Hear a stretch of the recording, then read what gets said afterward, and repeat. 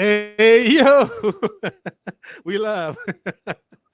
Hey, yo, this is yours truly, Morticina, aka Mr. Kool Spot. I'm not going to give you all my other aliases, but just know that they also call me the Gator. The Yes, sir. Free, how you doing? Free, I'm everybody, doing welcome well. my co-host. Yeah, yeah, my What's co-host up, Free. y'all? I just gotta say this. I gotta say this, Free. I appreciate you so much because you keep me balanced. Oh, thanks, Um, Lima. you know a lot of the times when things don't go swell and it just doesn't flow smoothly. You know what I mean? So I just want to say I appreciate you, man, and just for filling in the gap and being there. You know what I mean? So Oh, thank you. you're welcome. Awesome. Because if not, you're Yeah. gonna have a history. It's all right. Look, we're Uh, gonna make it through. Okay. We understand. Y'all, if y'all don't abs- know, Limo's a perfectionist, so when stuff don't work out I am. smoothly, he get a little antsy. But Wheels it's start okay. turning, and you start seeing springs and gears popping out of my ears and my head and everything else. I'm just like, goodness. You're gonna have a moment, but it's okay. And I think it's the most important thing to realize is when you have something meaningful to say, there's gonna be adversity. Mm, There's gonna be adversity. So absolutely. why would we not expect it to be adversity when we're talking about um, the black community, crime, Hmm. mixing that with police brutality, and having these uncomfortable conversations. It's meant to be Yeah, uncomfortable. So adversity is gonna come in many forms. absolutely. So I'm ready Absolutely. to get kickstarted today. Again, I'm your co-host, Free the Poet. Let's let them Free. know where they pulled up to. Okay, let's remind y'all Let's where do y'all it. came. Let's do it. Let's do it.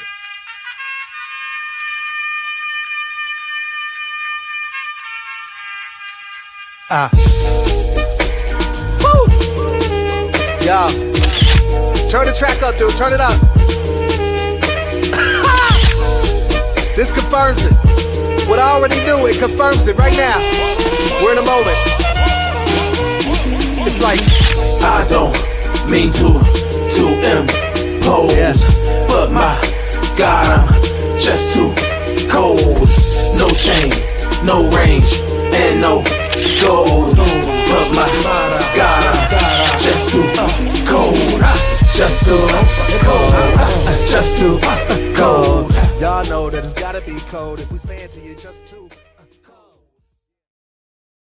The Yes, intro is sir. just too cold. Okay, like you Man, be going the every intro time. is too cold. Shout out to Speech from Arrested Development. We always had to get a shout out to those that are donating and sponsored anything towards our show. Speech from Mhm. Arrested Development. If you guys remember Arrested Development from back in the day, yeah, it's the same group. Shout out to Dante Tyler, aka Rambo, the producer, and also Danny V for sponsoring that song to the Cool Spot. Man, it's a Yes. phenomenal intro. The video, if you guys have not seen it yet, I did put at the bottom the name of the video. I don't know, you should have been able to see it, but there should have been the name of the song and where you can find it on YouTube and different things too. So definitely shout out to them, man. Good stuff. Shout out. Now, are we ready for the uncomfortable conversations that we will discuss today? Let me introduce y'all to the panel, okay? We have Chesley Robinson. Hmm. We're going to add him to the stream. We have Leroy Sharp. Chess And we Lee, have Divine. I don't Leroy, want to say it wrong. Is it Lipscomb? How am I saying it wrong? Am I saying it right? Lipscomb. Lip, Okay, I lip, did say it right. Okay. So Lipscomb. if you were here for our first one, you realize we do have our Tavon. He is not here today due to losing a close friend. Yeah, So we're going to keep him lifted in our thoughts as he deals with that. yeah. But we're going to kickstart our conversation. So, again, we have a panel that is Hmm. filled with such experience, background with all of these things. We have law enforcement, we have a lawyer, we have a community activist, and they all hold multiple titles in and of itself. But let's go ahead and start having this Hmm. conversation. So, police brutality in the black Yeah, community. Before we get to that main topic, that's what all of this is leading up to. It's all going to be building up to that. yeah. Um, so let's kickstart. Let's go, Limo. Yeah. So let's give them the ground rules first for the audience. The ground rules. Um, I think. Do you still have that information up there for the ground Everyone's gonna. rules? Yeah. Oh, The ground rules are as follows. Yeah. So, in a very serious note, we're going to be respectful of each other. We're going to try to limit our responses to 2 minutes, so that gives everyone a chance to respond. If the question is not directly for you, after that person has answered, you will have the opportunity to answer. Again, we're going to be respectful, and we're going to have this good debate. We're going to have this good conversation. Yeah. And we know that through this conversation, hopefully someone will learn something new that will change them. So let's go. Yeah, absolutely, absolutely. So since we're talking about police brutality in the black community, and of course we all see the news. A lot of things have been happening here lately. A lot of, I think there was one that was here in North Carolina in Fayetteville, and where I guess the young man jumped on top of the off-duty officer's car. And I guess the situation took place where the officer ended up killing the guy that jumped on his car. Or it was said one side of the story was the guy off duty officer hit the guy, but then again another side of the story says that well the guy ended up jumping onto the car, so I was just like that's interesting. But I wanted to ask this question though because I guess it ties into it. Speaking about injustice, systematic injustice, is it real? I think that's a good question to start off. And I guess I want to leave that open to anybody that want to jump in. If you guys want to just kind of take turns, or whoever has in any thoughts about that, can we talk about that?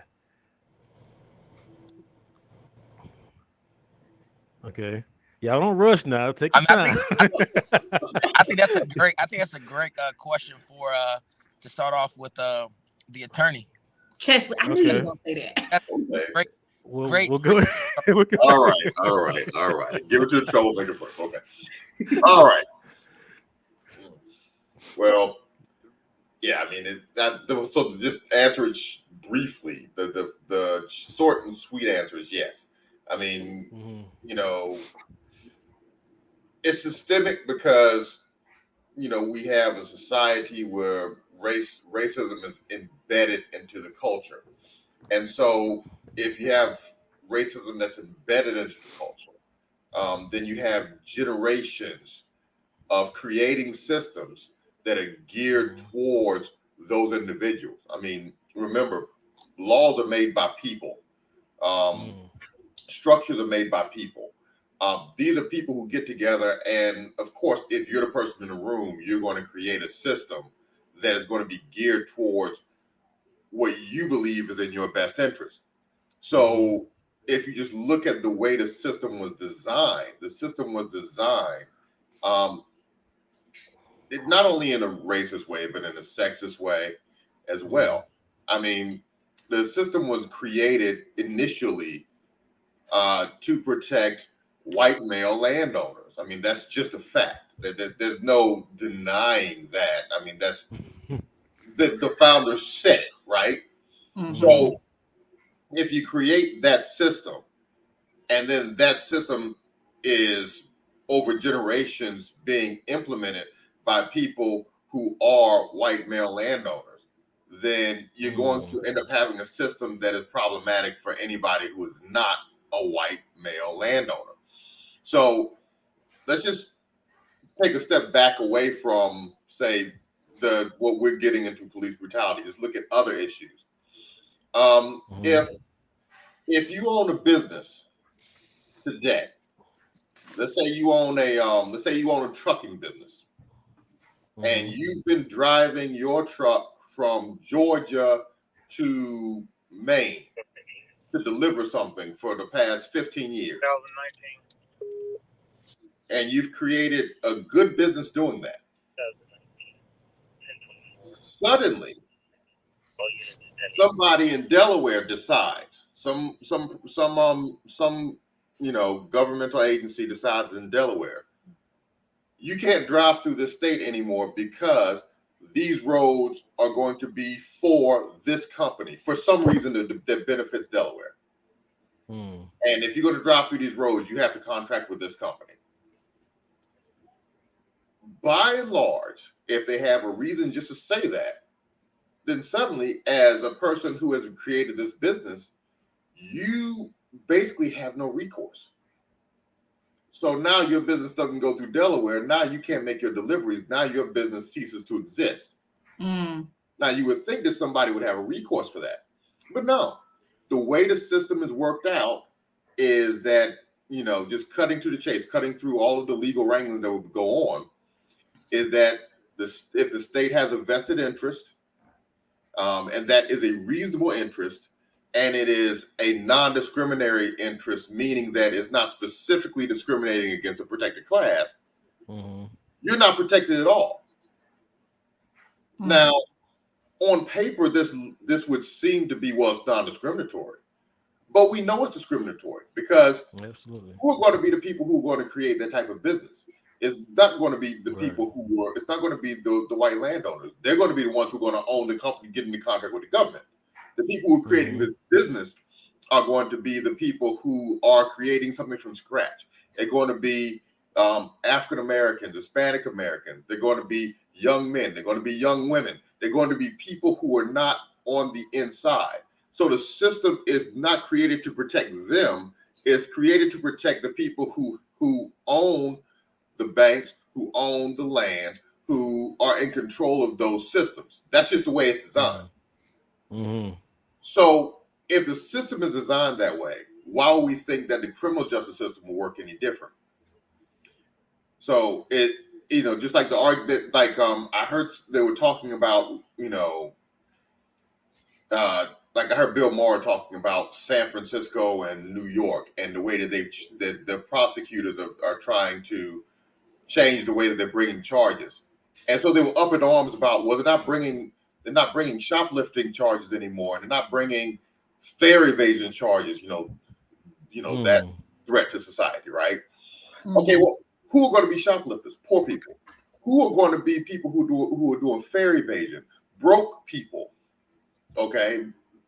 Now, he's treating them the same way that they treat white collar criminals every day. And these are people who steal millions and millions of dollars. They don't bring those charges all the time. So why has nobody ever been up in arms about that?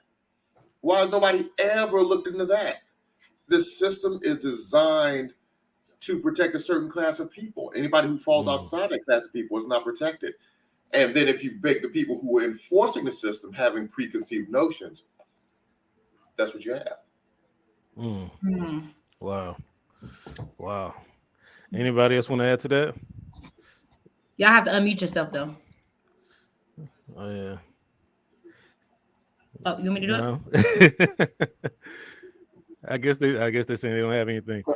Devon? I mean, I do have something to add to that.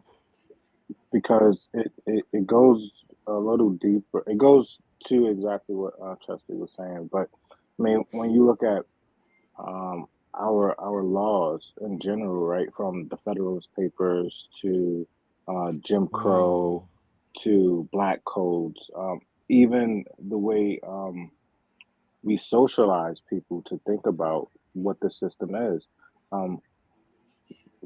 Often on my TV, there's some documentary playing, right? And the other night, I was watching 13.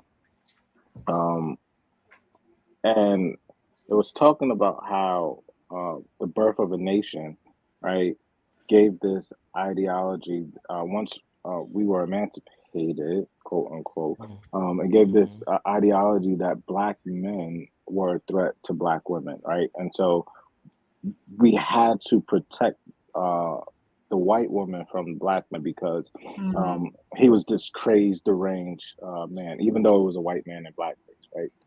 That's a whole nother story. But as you look at the news today, right, those same crimes, those same instances that take place in the Black community happens in white communities, not to the same extent, but it happens, right? But just off sight, we're criminalized. And that's embedded into our society, right? That's embedded into the literature we read. It's embedded into the films and TV that we watch. It's Mm-hmm. embedded into our news broadcast. And so when we talk about systemic, right, it's the papers, it's the legal ramifications, it's our social ramifications. It's Mm-hmm. everything around us that makes this injustice systemic. It's just how we are built and socialized. Mm. Yeah. Yeah. And I believe the Federalist paper number 9 speaks about a lot of that too. Because I remember reading on the Federalist paper, and I called that like the what is it, like the Bible of Constitution is what I consider it. You know what I'm saying? And um because a lot of things had to be ratified, a lot of things had to go through. This was like where the ideas were formed from. And I forgot which speaker, which writer it was, but he was talking about how they were afraid that the actual, like the minority, like the way that we look at minority and majority is actually reversed according to how the Federalist paper number 9 describes it. Like the minority, the minority are the how does it say it? I believe it was saying something like how the minority were the the the minority were the ones that wasn't wealthy, because they kind of equated that to like how much property and land that those, I mean, actually those that were healthy, I'm sorry, and then the majority was the ones that were not wealthy. You know, it's how it describes it in Federalist paper number 9. They were talking about how they were in fear that the majority will overrule, overtake the minorities. You know, and that was something that I found interesting with the Federalist paper. So they put laws in place to make sure that they prevented that from happening, like you were saying, Divine. And I couldn't go verbatim because it's been a while since I've done that research. It's been about a year and a half, maybe 2 years now, but I do remember that, and I think that'd be something that I should have done something with that, man, for Black History Month. That's crazy, but there's a lot of information that's out there, and if you just go back through the Constitution, and if people have enough patience to go back through the Federalist paper, which is a whole different jargon, like there's a lot of the foundational errors that we can find that's already embedded in the systems that we see today, just from going back that far. So I agree. I'm with you. I'm with you. I'm with you guys. Leroy, did you want to speak on that? Oh no, I'm good. I agree. I agree with Bojo. That was spot on. I can agree with that. Okay. Hmm. Well, as we all, it seems like it's a mutual agreement and understanding that systematic injustice is a real thing. It is something that we're facing. So as we're pushing through this conversation, let's come to the topic of Black Lives Matter. Is and was Black Lives Matter a good thing for Black people? We're going to start with the law enforcement officer with this one, because I know a lot of the conversation at some point in time, from the whole defund the police to protests and riots directly impacted law enforcement. And Hmm. I could imagine it could be a hard fence to be on with thoughts when it comes to just who you are individually, who you are as an officer. So do you feel that Black Lives Matter is a good thing, or was a good thing for Black people? I do. Initially, I think from the foundational roots of what Black Lives Matter stood for, once it started to come about, back when Ferguson, uprooted, I think there are a lot of positives that have came from the movement. There are a lot of things that have changed from a procedural justice standpoint. A lot more transparency, a lot more accountability as established through Black Lives Matter. However, I do think there are a lot of negative connotations with that as well, because like we can agree. I think most people can agree that even the people who say all lives matter, or everybody, I think the vast majority of people can agree that Black lives matter. Correct. I Hmm. think we all agree with that. However, I think we start to see where the fruit becomes poisonous is we start seeing a lot of these antagonist groups, and there's a lot of political influence that's attached to a lot of these groups that are pushing a specific narrative. To run it, and that's what we've seen with Black Lives Matter. Once the political influence got involved, and it start being pushed to to cater towards specific, I like to say specific candidates and political races and, you know, propaganda and all these types of things of nature, I think it became poison. Now, we saw a lot. I worked a lot of the protests, and I worked a lot of those situations where we would see a lot of people come out and peacefully protest, which I don't have any issues with people peacefully protesting. But what we experienced is there were a lot of antagonist groups that were attaching to Black Lives Matter, and would do the rioting. They would be, you know, they'd be more antagonist, they'd be more aggressive towards law enforcement, destroying property.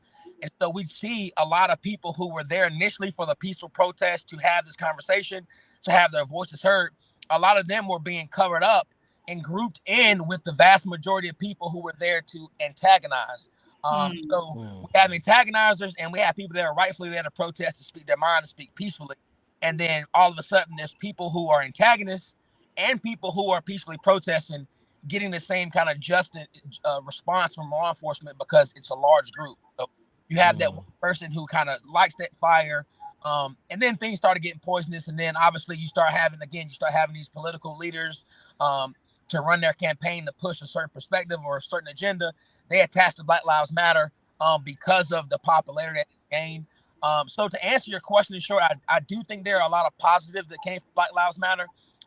Black lives do matter. I'm not necessarily saying that I support the political and background of things that have kind of poisoned the movement. But as far as the statement stands from, I think that's very important. I don't think it's fair to come around and say, you know, all lives matter or blue lives matter or all this other type of stuff. Like, just look at the specific statement. I think it matters. All it's saying is, and it took a lot for me to really understand it, but it's not saying that Black lives matter and only Black lives matters. It's just saying that Black lives matters too.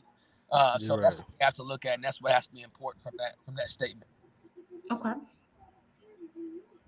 Divine, Chesley. Lemoyne, I already know where you're going with this. So I mean, because I mean, he cleared up a lot. Like, he said a lot and he cleared up a lot. Even like, because I'm a big skeptic. I'm a huge skeptic, and when it comes to movements and how it's represented, I'm always really, really leery about who's on the forefront and how it's represented. You know what I mean? And you know, so my only gripe with the Black Lives Matter movement is that we wasn't on the forefront of it. You know, and that was my biggest issue with it. And because of that, everything else just became clear as day. Like, well, we're not leading this. Like, so why are we taking the blame for all these crimes and mishaps that's taking place and these stores getting burned down and the rioting and all of that stuff? You know what I mean? So the news had us look crazy. We wasn't even on the forefront of it for this one. And they initially put, you know, the 3 Black females, I don't know them by name, but they put them on the forefront, you know, to sell. Hey, but who's funding it? And then once we start finding out that, you know, George Soros, everybody's and we go to a lot of these protests, and you don't see people of color, minorities leading the charge. It's a whole bunch of young, privileged white people coming from out of town to specific areas to lead the forefront. And those are the vast majority of people who are being antagonists or being aggressive towards the police. They come there, start the fires, they kick the doors in, and then they allow everybody else to run in. So I agree. That's why I don't necessarily support the movement. I support the statement, but not the movement. Okay. Yeah. Now, since we are discussing it, if no one else wants to pick up, I have another layer to add to it. So, if you don't mind me jumping around a little bit more with these questions, but so when we talk about the Black Lives Matter, a big thing of it were them discussing defunding the police. And so I don't feel like we can fully talk about it if we don't talk about that aspect of that being one of the main things that they discussed. So what are your views on that when it comes to the police and defunding that was brought up by that movement? Okay, I want to jump in at the Homemakers ready.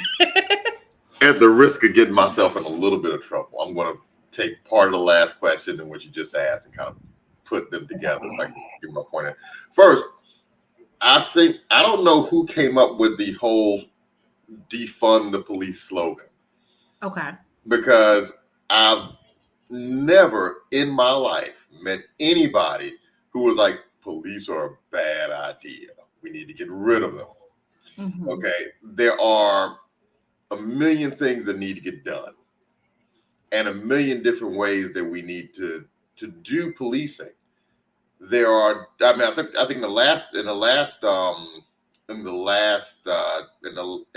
podcast we did, we talked about how a lot of communities kind of put police in the situation where they're not just police officers, but they're social workers and they're community organizers, and there are a million different things that, you know, frankly, a lot of officers aren't particularly trained to be.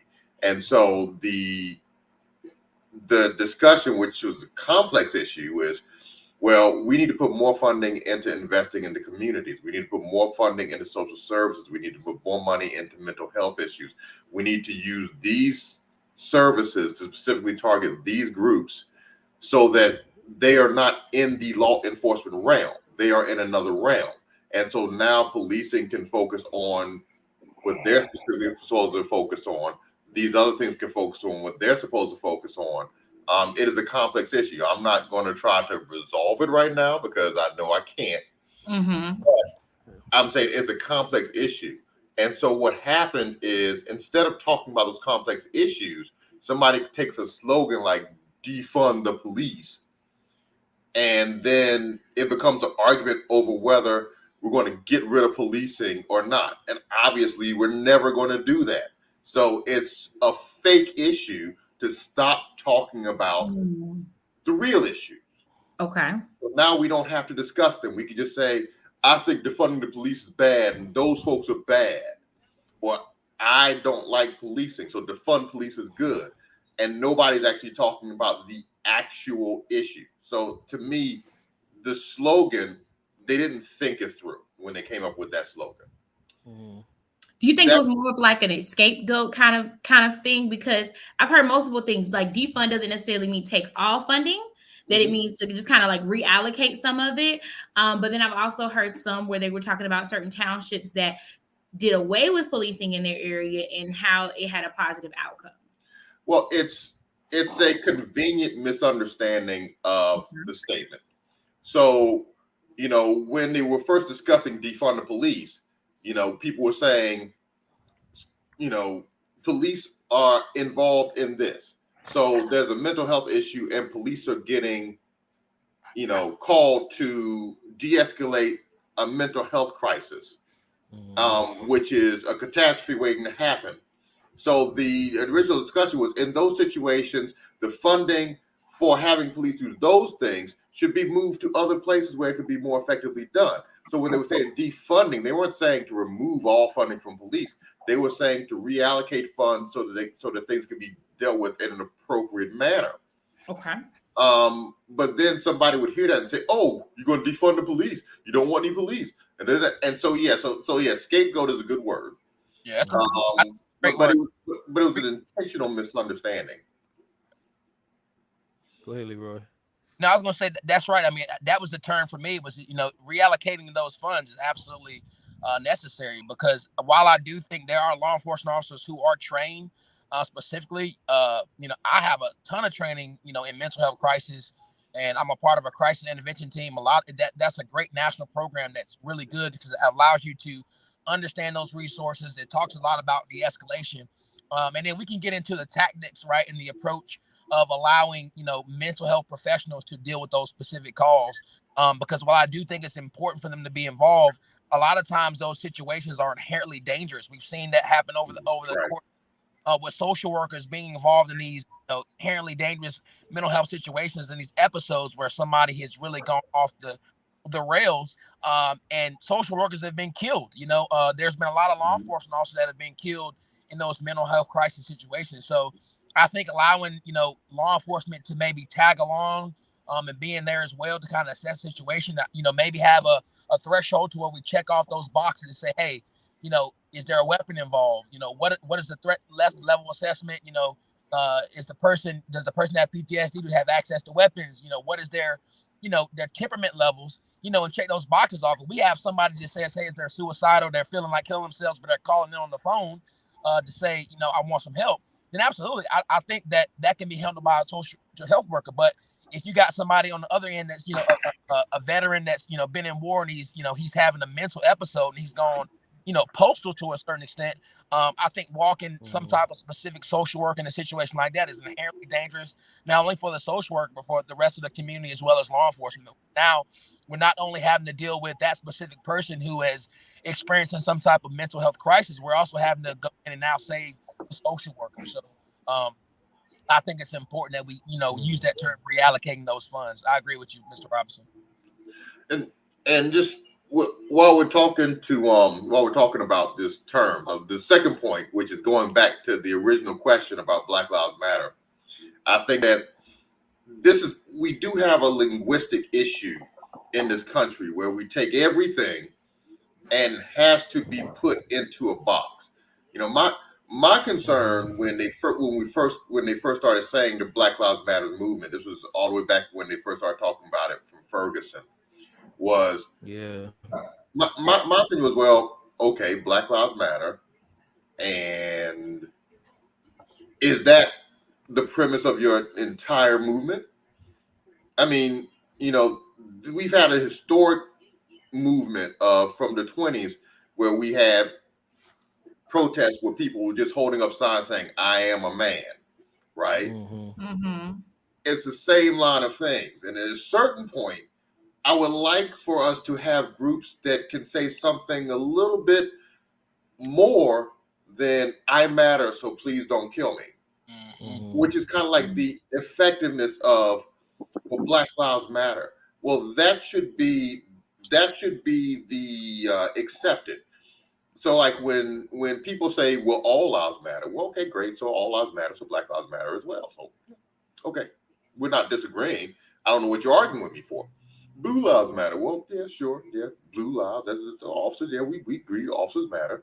Some of those blue lives are Black lives. So I guess we all agree on that too, right? So what is the point of making a whole movement where the statement is just Black Lives Matter?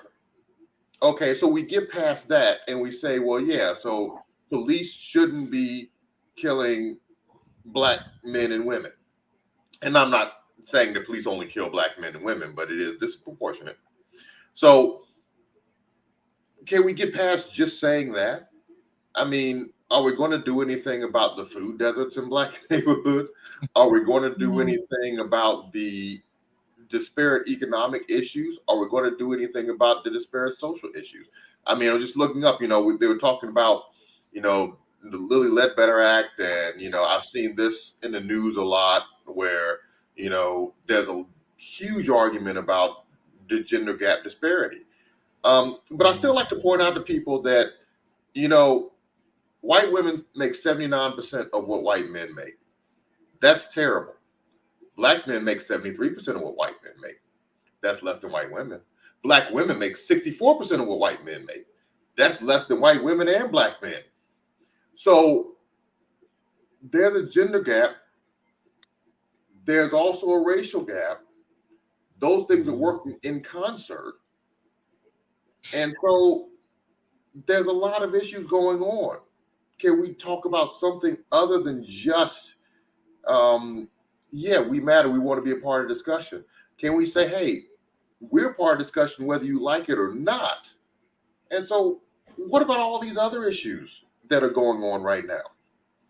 There are a ton of them. We're getting to the police brutality issue. So I'm just kind of leading us into it. But studies show that there's a 1 in 1,000 chance that a Black man is going to get killed by a police officer in his lifetime.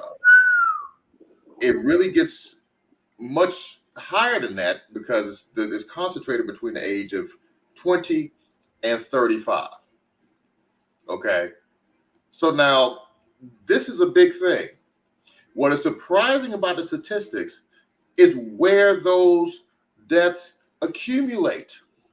Because while the rates are higher in DC and in Baltimore and in Chicago, where else police shootings are very high at?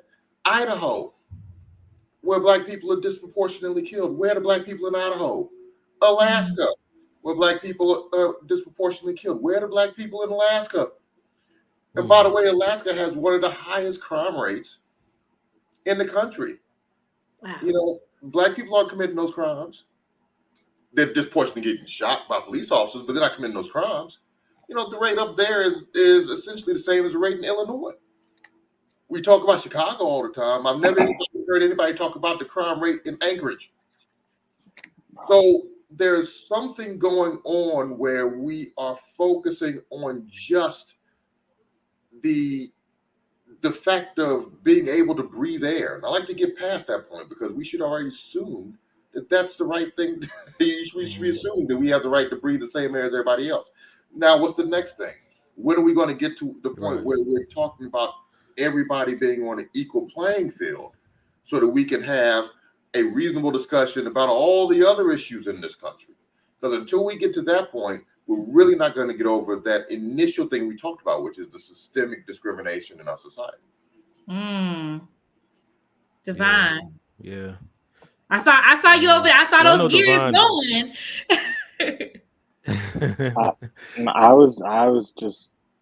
was patiently waiting.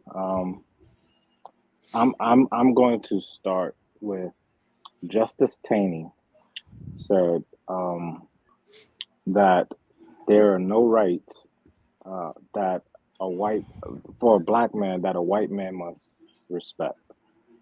Justice Taney, and that was the Dred Scott case. I was in those protests, right? In my little small community, right? Because we aren't that big. But in our community, we experienced the murder of the only murder in State College by a police officer was a black man experiencing mental health crisis. And it's over 100-year existence. There's only been one police shooting, one police killing, I should say, and that was a black man. I am in a political position because of those protests, right? Because I was on the front lines in those protests, asking for our local officials to hear us, to see us. And their responses were, oh, but of course all lives matter, but our police are great. We've never killed anyone before, as if that one life, right? That one life was not enough for us to be up in arms, to be out in those streets saying, this is not okay. What the language is, the officer was justified. Right. Okay. Of course. Right. I'm not even at a point anymore where I'm arguing justifiable homicide, right? I'm arguing what steps did we take prior to that to make sure that this did not happen, right? Officers have to go home. I'm not arguing that. My partner was a correctional officer in adult facility and juvenile facilities. And up until then, I did not respect police. I didn't care. I was like, whatever. You chose that job, right? So you should handle yourself a certain way. Because I've always been on this side of the world. And when I say this side of the world, I've been incarcerated since the age of 14. From 14 to 20, I experienced incarceration, right? And so I wanted to be a cop until I met the police. Like that's huge, right? Because their program in the 80s was in our school, and they made us feel like the police were phenomenal, that they're supposed to protect us. And my first experience outside of that, at the age of 10, was being searched by the police because I was 5'7" at 10 years old, and so I looked like a grown man, even though I was a little boy, right? And from 10 until 14, when I actually got arrested, I was harassed day and night. Stop and frisk laws in New York ran rapid, Mm-hmm. right? And With so Giuliani. yeah, Giuliani and Pataki, right? Yeah. So when I hear Black Lives Matter, it's like, yes, they actually do, and we want you to look into those complex issues that Mr. Robinson talked about, because we choose to hear what we want to hear, right? Mm-hmm. Like we choose, like me. I've always been very technical. Okay, what does Black Lives Matter mean? It means, in this case, right, in this context, stop killing us. Mm. Very simple, right? And then when we get past the stop killing us, right, and saying, oh, you were justified in killing me for whatever reason, right? And then the justification that we typically find, particularly in the news media, is, oh, he had a criminal record 5 years ago for stealing a bag of candy. And it's like, so that means it was okay for the police to kill him Right. because he was previously convicted, right? Which Mm-hmm. is how I ended up running for office, because it was like, so you telling me, a Penn State student who has 2 felony convictions, that also have 2 awards from this institution, that if the police decided to stop me and I felt like his justification for stopping me was inaccurate and I questioned that and his ego got in the way and he decided to shoot me, that he was justified, Mm. right? How do we get past that conversation, right? Mm. I don't I don't care for the movement, right? Oh, I mean the organization Black Lives Matter. As an organization, they suck. They do nothing for us, right? As a movement, the movement is my son, Tamika Mallory, Mm-hmm. me, right? The people on the ground, like Justice League, like the people on the ground doing actual work. That is the movement of Black Lives Matter. The organization is politicized, right? It's Mm. funded by George Soros. It's funded by, it's corrupted by politicians. Um, I honestly dislike politicians. I've been saying this every day this week on my social media. Like, I've been giving politicians the business because you politic and you use Black and brown bodies to further your agenda, and then you abandon us, Mm. right? You're only around when you need something, right? And Mm. so for me, when I hear Black Lives Matter, it's how do we build each other up? How do we get Mm-hmm. into our communities? How do we make ourselves accountable for our dirt? Because we, like, some of these stereotypes are not false. Like, Right. we fuck shit up. Mm-hmm. like, Yeah. Yeah. like, With yeah. okay, so now what do we do, right? And messing those things up, right? Because we have these systemic and socioeconomic issues, right?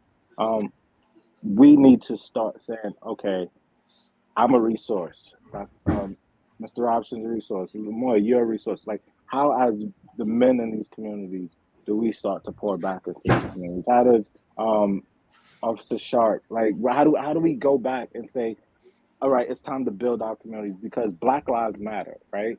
Mm-hmm. They do, and so we need to make them matter.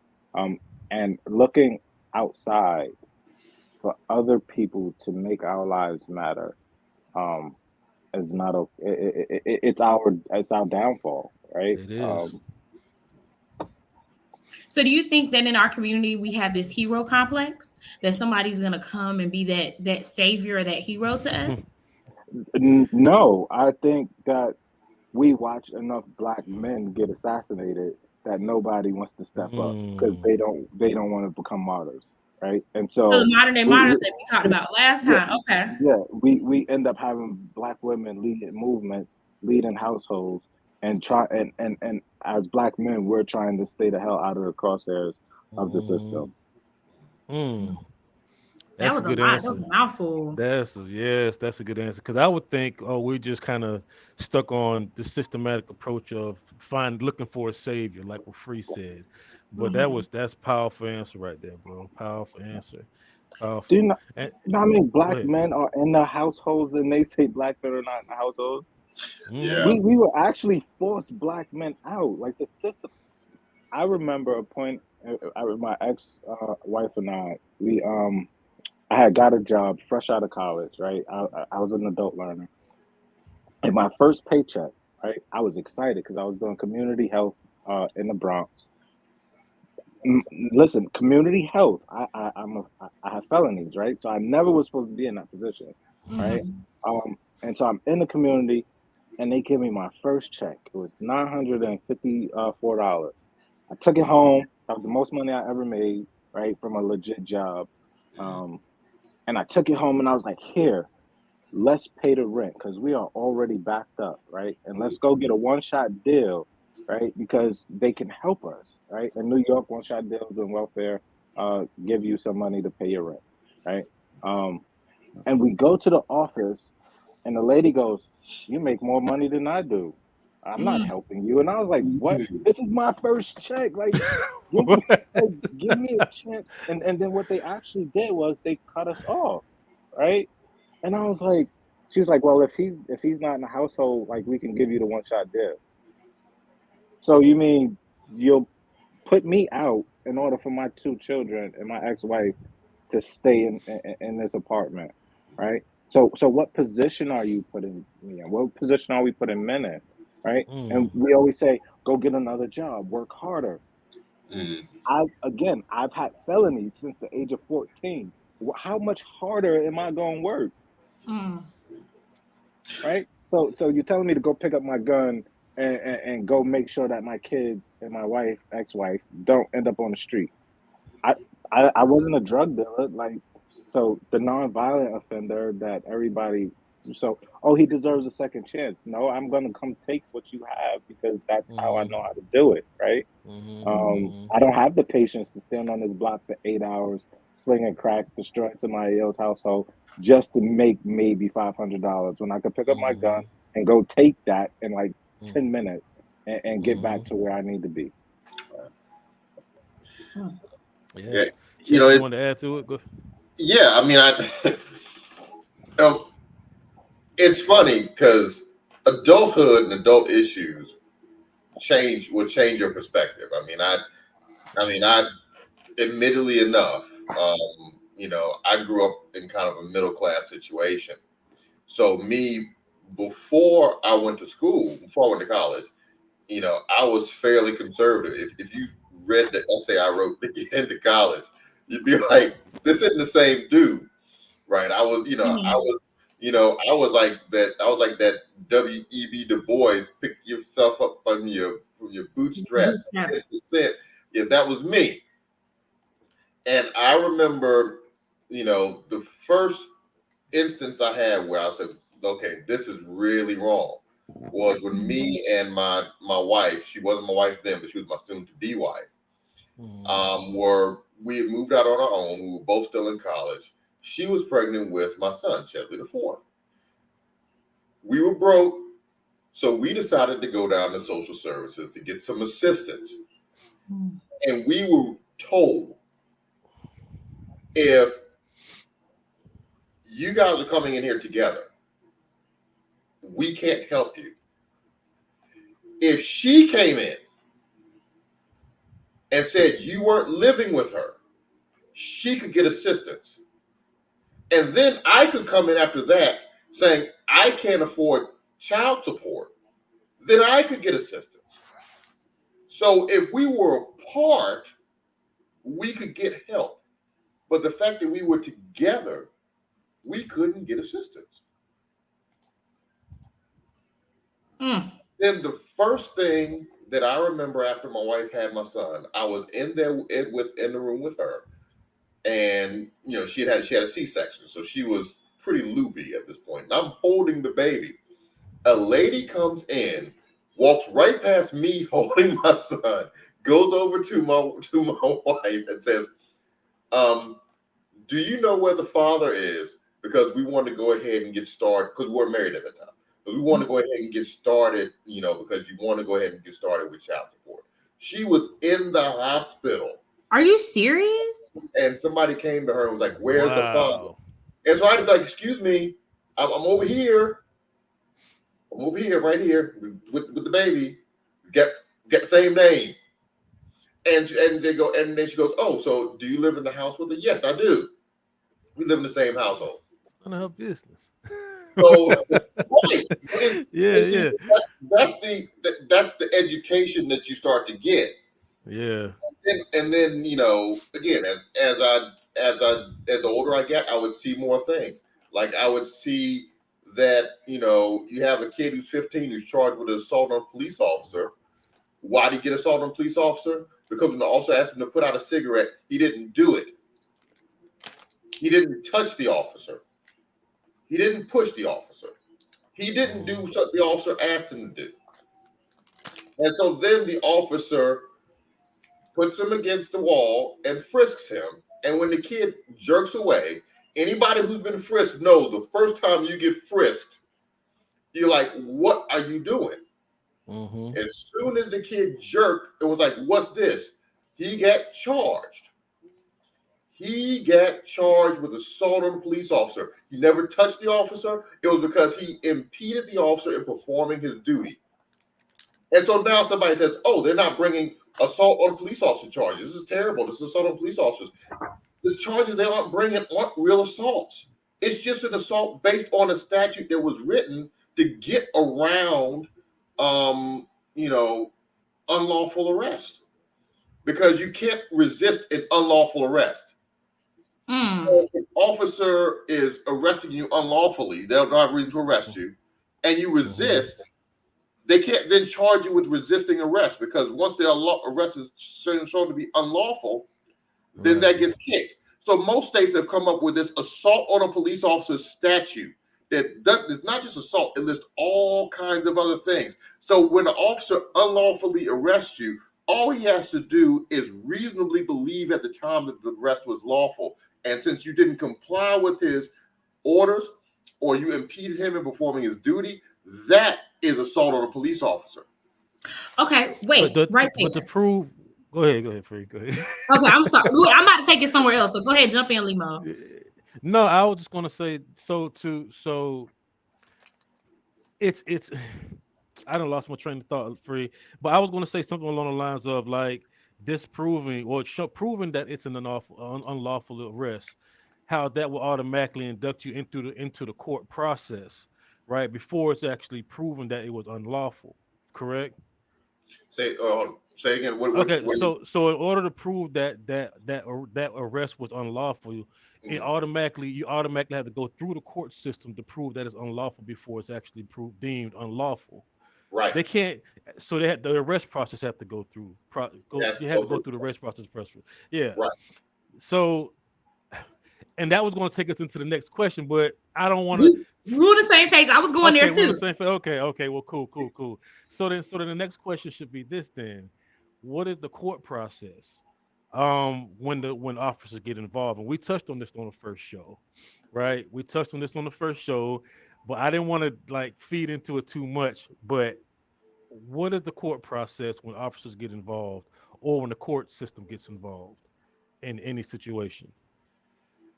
So you want to go from from arrest through the court system, how it works? Yeah, through the court system, how it works. Yeah, how it's supposed to work. How it's supposed to. Yeah. Okay, this is the way it's supposed to work. Okay, officer arrests you for whatever reason. Mm-hmm. Okay, so officer makes a report. Now, a lot of people think the officer on the scene is writing out the charges. He's just writing out the facts. Mm-hmm. That report goes to somebody else who makes another report, and then those reports go to a district attorney's office or the office of the attorney general or whatever office does charges. Mm-hmm. Okay, so the officers pretty much know what they arrested you for. But by the time it gets to the DA's office, they're the ones who are creating the charges that you actually end up getting charged with when you go to your preliminary hearing. Okay. Once they've established that, then they take the report and they take the facts from the report and they get an officer to sign off on it. And that's called a Gerstein affidavit. That Gerstein affidavit is what they use to charge you. Okay. But generally that's done after it's gone through the process of getting the two reports and then sending it to somebody who goes over it and says what the charges are going to be filed. Then they take those facts and put it on the Gerstein. So that is the only reason I know this is because I've seen enough of them to see how the Gerstein is put together based on the reports. Because one of the things you have to do as a defense attorney is point out the differences if you want to try to challenge that. Okay. So they take the Gerstein. This is a written statement. They take you down to a preliminary hearing. And at the preliminary hearing, which is essentially like the charging hearing, that's the first hearing that you go to. Basically the prosecutor just says, here's the Gerstein report. This is what it says. And there's typically some defense attorney standing in there. This is not going to be your attorney probably. This is just the guy who's standing there. He has no vested interest in you as a defendant if you're the defendant. But he's supposed to be representing you. So he's getting this Gerstein about 10 minutes before this thing starts. Maybe a couple hours before, about 10 minutes before it starts. He got a few minutes to ask you some questions, and then he goes over and says, this is what it says. He tries to put together whatever he can put together to challenge whatever's on the Gerstein. It almost never works. And so then they say, okay, you're charged with this. Then they decide whether you're going to get detained, whether you're going to be released on your own recognizance, whether it's going to be bail. They decide all that stuff in the first hearing. Then after that is when you get your attorney that you're going to get, and you get assigned to your first status hearing. And that's when all of these other motions come out. Now, here's the thing that is really important for people to understand. All these preliminary hearings that we're talking about, all these preliminary issues, whether it's a legal search, whether it was an unlawful arrest, all that stuff. Now, those are motions that a lot of attorneys will make right up front, or some attorneys will make like at a subsequent status hearing. But 9 out of 10 judges consider those things on the eve of trial. So they go, okay, we've gotten all this stuff, getting all these motions. Okay, we're going to set a date for this. Some of them do it the day of trial. Okay, we're going to consider all these motions the day of trial. Now, of course, what does the defendant think about that? They're like, okay, well, this is all BS. Like, I'm supposed to get all these things considered. Some attorneys push the issue. I used to file it and then be like, I want a separate hearing for this. Judges get really grumpy when you do that. They want to set their calendar. And then they have reasons for that. It's not just to screw defendants. It's because they have a gazillion cases and they like to consolidate as much as they can. But the fact of the matter is that all these things, all these issues with these charges, they come up early, but they're decided later. So throughout that entire period of time, you're having to deal with whether a judge is going to be detaining you during that period of time. You're having to deal with being on this kind of intermediate probation where they use stupid stuff to detain you, i.e., I've had kids who got detained because they didn't take the freaking garbage out. And the judge is like, oh my goodness, this child is out of control. They didn't take the garbage out. God forbid it's a parent's responsibility to discipline their own child. Right. Those type of things. And here's another thing that people think is weird. 9 times out of 10, you talk to the officer and you go through the litany of charges and they'll tell you, oh, he didn't do this, this, this, and this. He did this and this. So even the officers aren't even like, bringing all of these charges against somebody. Charges are brought as a strategic measure to give the best opportunity to get the best plea deal for the charges that are brought. They're not brought because the officer is saying, I want you to charge this kid with all this stuff. I've literally had officers on those police officer cases coming up, why are they charging the kid? I just wanted to teach him a lesson about being a jerk. I did not anticipate him getting charged with a felony. So I mean, it's the way the whole process works. It's geared like it's just hurting animals in and out of the system. That's really the way it's designed. And Yeah, so, you know, the parts work independently. And I think that's on purpose so that one part can't stop and say, wait a minute, this isn't right. One case I had a kid it was a BB gun case. And so the search, I think I talked about this is one way he told the kid, I'm taking you down to the house. And the officer had no intention of taking the kid to his home. The officer didn't think about taking the kid to his home. He was taking the kid because the kid had a BB gun on him. Okay. The officer really didn't think the kid was going to get charged with a felony. He thought he was going to get charged with a misdemeanor that and that was going to be the end of it.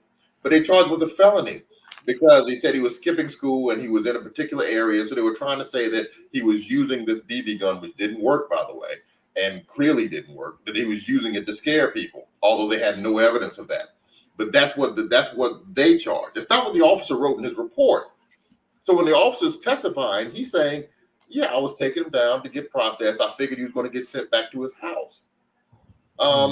But the prosecutor and the judge said, oh, the officer didn't mean what he said when he said it. What the officer meant was that he was taken to his house. So it was never an arrest. The officer knew that he arrested the kid when he arrested him.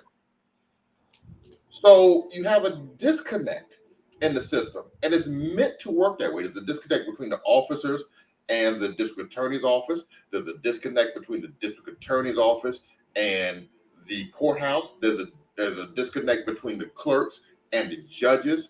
The defense attorneys are over here on an island. And then here's a defendant way over here trying to figure out who's on my side, because most defendants are like, I can't tell if the defense attorney and the prosecutors are working together or working against each other. So it's just that's how it works, unfortunately. Go ahead, Free. You gonna say something? I was. So now when we think about these entities being separate, the major thing I think about when I think about police brutality in the Black community is that potential officer playing judge and jury in the street, like not making it past whether it be the stop, the mental health crisis, not making it to the next step. Because in all that whole process, that shows us so many opportunities for things to be misconstrued. And if they're not potentially with a lawyer that really cares about what they have going on, more than likely they might not get a favorable outcome. So it's almost like you're doomed if you get into that situation. I mean, it's not necessarily looking super favorable once you're in this system. But how do we, when we think about those that do buck potentially, or that do have issues with the police, or just like the kid that it was the BB gun and he took him down, and when you have situations that are light, and now this person has a felony, like now this kid has a felony for the rest of his life. You know what I'm saying? I mean, I know sometimes you can get stuff expunged, but that's still a fee. There's still processes behind that. How do we start gearing this to change this when there are some officers that look at the community like this is going to be problematic, or maybe this area is going to be problematic? Like, where do we go from here to start working to fix these things or to bridge these divides? Well, okay. So as far as the officers are concerned, I think Leroy is going to be much better at answering that than me, because he knows what they do and what they don't do, what they can do, what they can't do. I think one thing, though, particularly when it comes to juveniles, and the first thing I want people to understand is that the juvenile system is just a smaller version of the criminal justice system. It is not this rehabilitative thing. I've had judges who've had this conversation, this weird conversation, because the jail for juveniles is called something like the youth services system, or the youth services department, or redevelopment for whatever it's called. They're like, oh, we're detaining this kid, but we're not sending him to jail. We're sending him to get services. And so I have to explain to parents, they're not getting services, okay? Even if they are, they're on a plastic cot and the door closes at 7 p.m. and doesn't open again until 6 a.m. It's 6 by 9. That's jail. They got a metal toilet in the corner. Wow. That's jail. That's not a youth rehabilitation center. And we shouldn't be sending kids to jail because they jumped the turnstile at the metro. We shouldn't be sending kids to jail because they mouthed off at their parents, right. when, awaiting trial. We shouldn't just be sending kids to jail for everything. But that's kind of what we do, because we have these judges who are under this impression that, well, I'm sending them, or I'm not sending them to jail. I'm sending them to a group home so they can get a break from their community. Although the group homes 9 times out of 10 are in the worst part of the hood that could possibly be in. You're not getting them away from anything. You're probably adjusting. You're probably giving them better ideas about how to commit crimes by sending them to a group home than you would be if you sent them home. So it's like this ridiculous thought that, oh, we're doing all these great things where we're not. We're just spinning our wheels. And so, I mean, one, we have to be honest about the services that we have. And I think the other thing we have to start being honest about is, what are we getting? What bang for our buck are we getting in all of these services? We're supposed to be rehabilitating kids and adults, but what are we actually doing? I mean, really, let's talk about crime rates. Like, we're talking about huge crime rates. Now, like, it's all over the news. Like, there's a huge spike in crime. There has been an increase in murders. So we've gone from, I think it was just under 5 murders per 100,000 people in this country to just over like 5.5 murders per 100,000 people. The world average is 8. There are countries with over 50 per 100,000 people.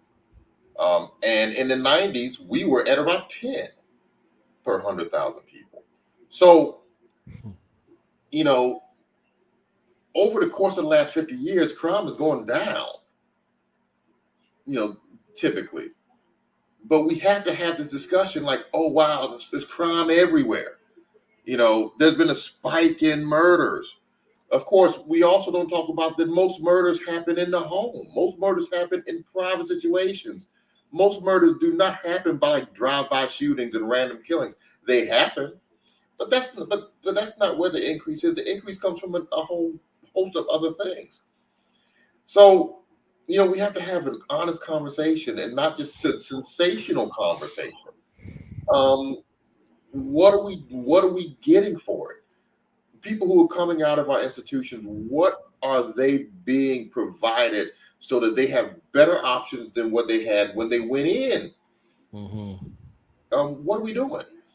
And we don't have the conversation. We have a conversation of whether jail is good or not. And why don't we just stop the conversation that jail is never good? It might be necessary at some point, but it's not good.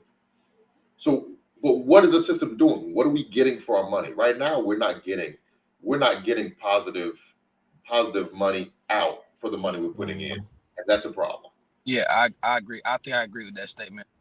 And a lot of times too, this is just speaking on another level, and not speaking for everybody that's been incarcerated, but for a lot of people, jail or prison gives a lot of people some stability that they don't have out in the real world. So you're taking somebody, from a standpoint who's struggling to get meals from a low economic standpoint to get meals, but they can go to jail and they can get 3 hots, a cot, they can get medical attention. So a lot of times this becomes the norm for a lot of people.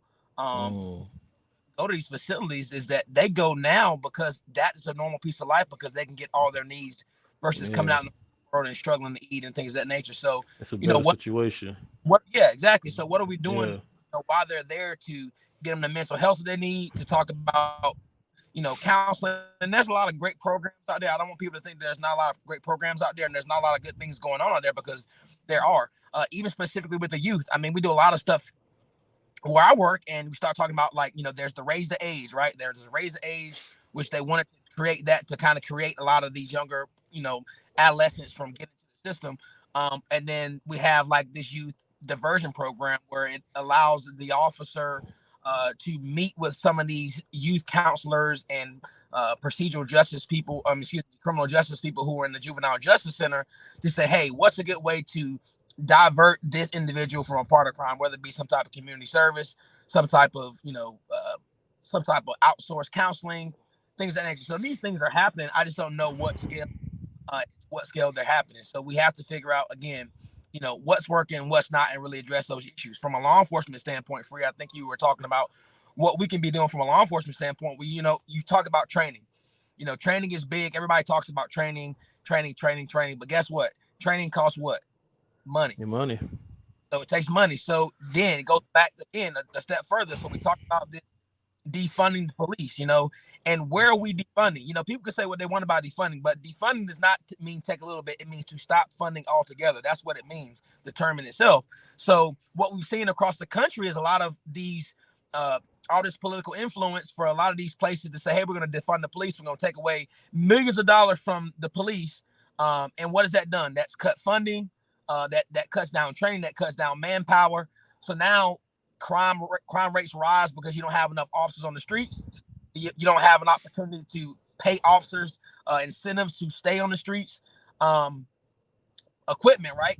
You need better equipment. These things cost money. And if you defund and you take away, now what we're seeing now is a lot of these agencies, a lot of these townships, whatever, these big cities are now reinvesting, because what they've done is defunded for the last year and two, and now they're saying, oh, you know what, well, we're losing a bunch of officers, we're losing 20 10 15 officers a month to other agencies are out altogether. So what can we be doing to refund it and make it work? So I think training is big. I'm teaching a course right now to my agency. It's a national program called Fair and Impartial Policing. It's put on and constructed by Dr. Lori Fidel, who's again in South Florida. And I've been tasked as an instructor to teach my specific agency about fair and impartial policing. And it talks about, implicit biases, which are big. And policing is big in our culture altogether, implicit bias. So making these officers aware of their biases based upon a cultural standing, learning about history, right? Understanding about minorities and, the wealth gap. These things are important as to why, because I do believe that, we can all agree that lower income people have more of a high probability to be involved in crime. Not to say that wealthy people aren't involved in crime, because we know that wealthy people are involved in crime. However, lower people who are in lower income have more of a need or opportunity to commit crime to, make that difference up. So a lot of times what we see a lot of officers responding to these high crime areas, right? And who's inhabiting those low crime areas? Black It's people. people of color. It's people now. So now we see that that sense of over policing, and whether a law enforcement officer is going specifically to look for a crime, or just law enforcement officers are responding to crime. A lot of times law enforcement officers aren't even going to hunt down people and look down people. A lot of times they're responding to these areas based upon the violent crime in itself. So they have no interest in necessarily going to target Black people, but they have a duty to respond because to the violent crime. So now they're more so inclined to be dealing with people who are of color or minority race, because they're lower income and they're involved in crime. So it's just the gap. It's so many pillars, man. You got to build. You got to tear down for this thing. It's not just the police. The community is involved as well. I think there's so much. Education, low education. There's social and economic status. There's so much that plays in a part into how we can fix this thing. I think everybody just has to figure out, and do their job and to bring peace to this certain situation. So hopefully that answers. Yeah. Can I ask you something? Let me ask you something real quickly, Roy. I got you, Divine. I think he wanted to go. But let me ask you something. De-escalation programs, right? Because I know you guys are heavily involved with that, and I think that's phenomenal. I did some research a few weeks ago, and not all states have de-escalation programs. So I have a question because of that, and I think that's more of a choice kind of thing, right? So my question is, are the states that's not pursuing de-escalation programs, are they less held account? Are they less accountable for their actions versus states that are implementing de-escalation programs, or does that even matter? No, I mean, I think it matters in the sense of law enforcement together. Like we have to, I think we have to de-escalate. I think in the sense, I think everybody, even from a basic law enforcement officer training standpoint, everybody's getting de-escalation, right? You're getting Okay. de-escalation in some form or fashion. Now, to what level that it's going to be advanced, I mean, you talk about further advancement, further education. A lot of that is going to be on responsibility of the specific officer. There's a ton of schools out there that these agencies that are completely free that your agencies continue to. Now that's up to the specific officer to get that. Now um, there's also like annual training that we have to do that comes out, whether it's sitting at a computer, whether it's virtual, where it's talking about de-escalation tactics. There's no law enforcement agency across the world, and you find very hard pressed to say that based upon what we've dealt with as far as George Floyd and all these high crime situations and high profile cases, that no agency is implementing some type of de-escalation tactic or presentation um, to establish some type of police legitimacy on their agency. It's happening now. Whether people are doing or not, is it just a check off? It's just a check to say, hey, look at our agency. We're doing de-escalation once a year. Hey, we're good. But to answer that question, I would say that if there's any agency out there that is not practicing de-escalation tactics, then yes, you're going to be at more inherent risk to be involved in situations where de-escalation is not going to exist. But I mean, you're a peacekeeper at the end of the day, right? So if you are a peacekeeper, you are meant to keep the peace, then you're almost inclined to de-escalate in certain situations Mm-hmm. in order to keep the peace. So I mean, yeah, I mean, if there's any agency out there, now, I'm not familiar with any other states that don't practice it. But if they aren't practicing de-escalation techniques, even from a basic standpoint, then yes, they're failing their specific departments or agencies by not doing that.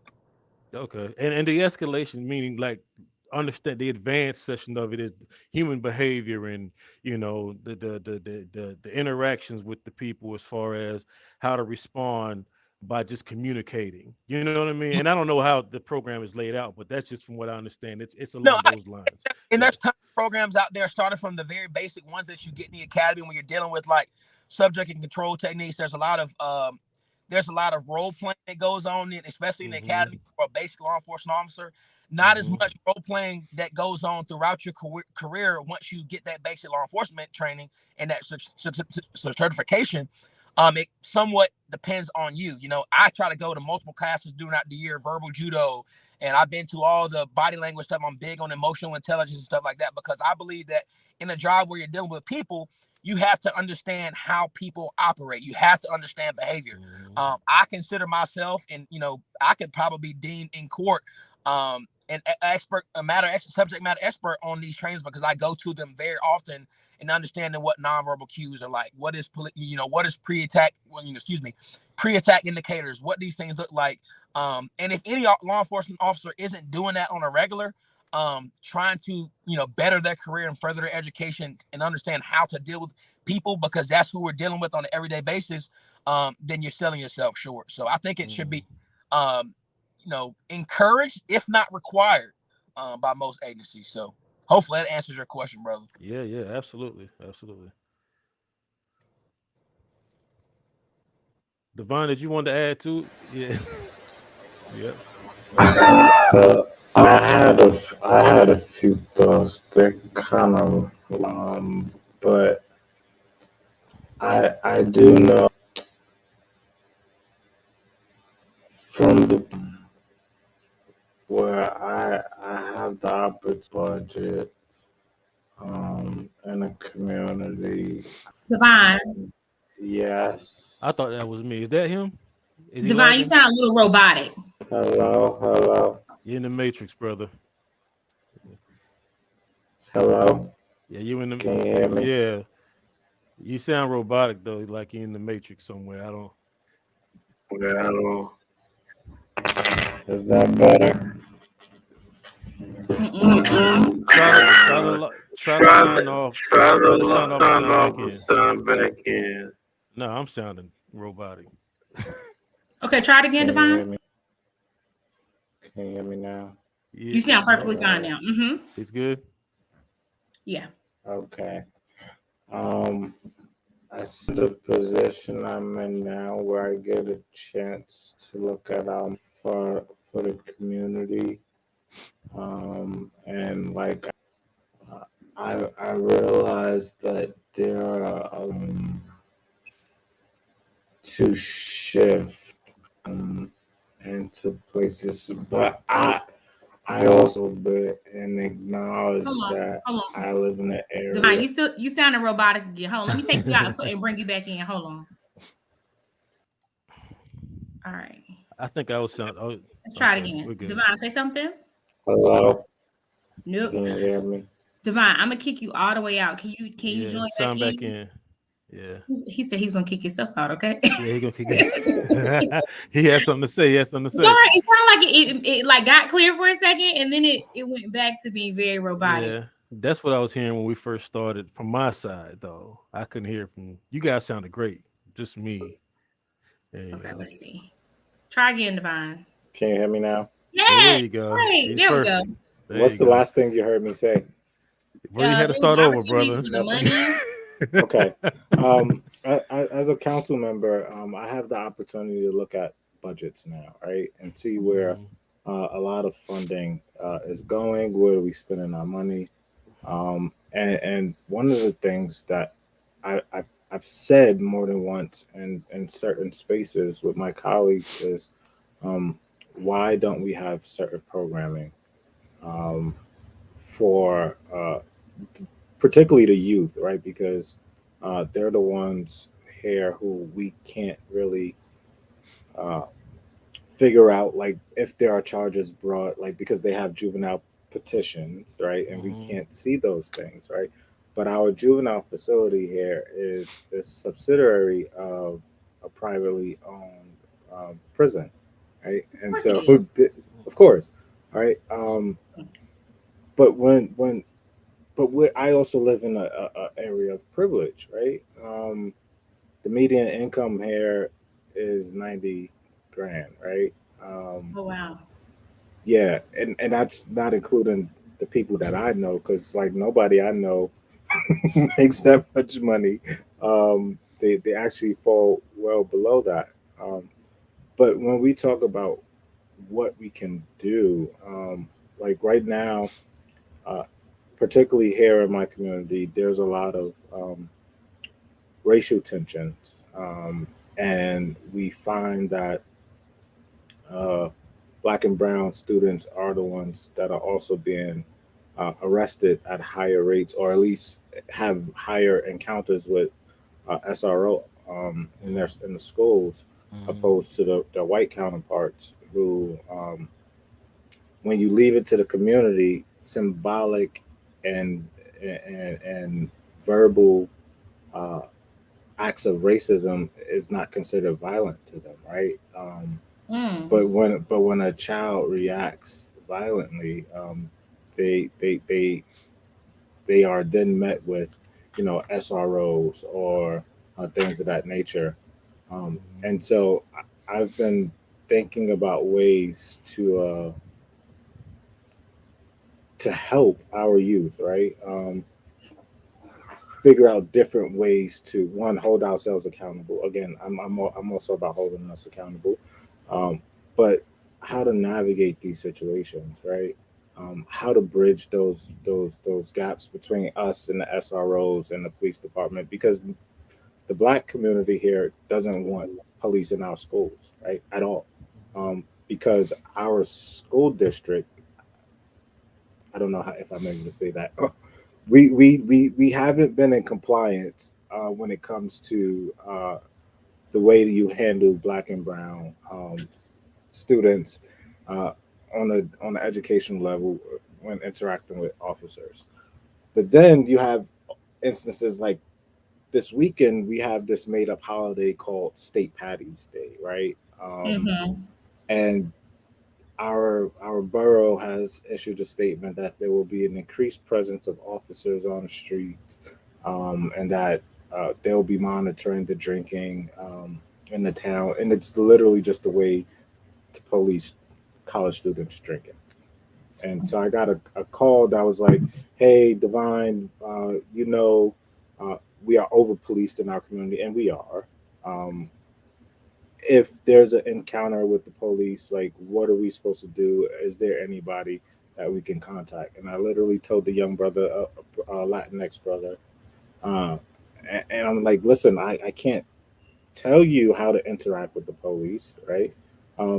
I can tell you that um, you do the best you can, and if you feel like the situation is unfair, to document it, right, and then send it to me. But when we talk about how to bridge those gaps, we're not in the same spaces, right? Those officers aren't in the same spaces with these college students. Those SRO officers aren't speaking with the high school students outside of, detaining them for whatever actions that they have committed in school. For me, it's always about dialogue. Why are we not getting to know who we are, right? I don't know you, so I'm not gonna talk to you. And if you say something sarcastic, I'm gonna take offense to it because culturally, like, I might feel you disrespected me, right? Even Mm-hmm. though I have a whole different idea of what respect and disrespect is because I'm older, but there's those biases, there's those ideologies that because you have locks and you're 6'2", and you're 15, that you're inherently violent. I literally have a racist dude in my emails right now telling me that the Black community has failed because we're inherently violent, right? So so it's like, do I continue to have a conversation with you to educate you, or do I look for your grandchild or your daughter to have this conversation with, right? Because Mm. you know, um, I don't feel like those conversations with certain folks are going to go somewhere.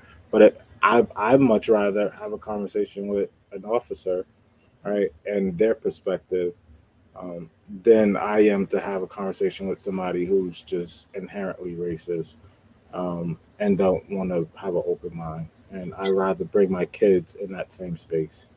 So, question: Uh-huh, we know that there are biases within any organization.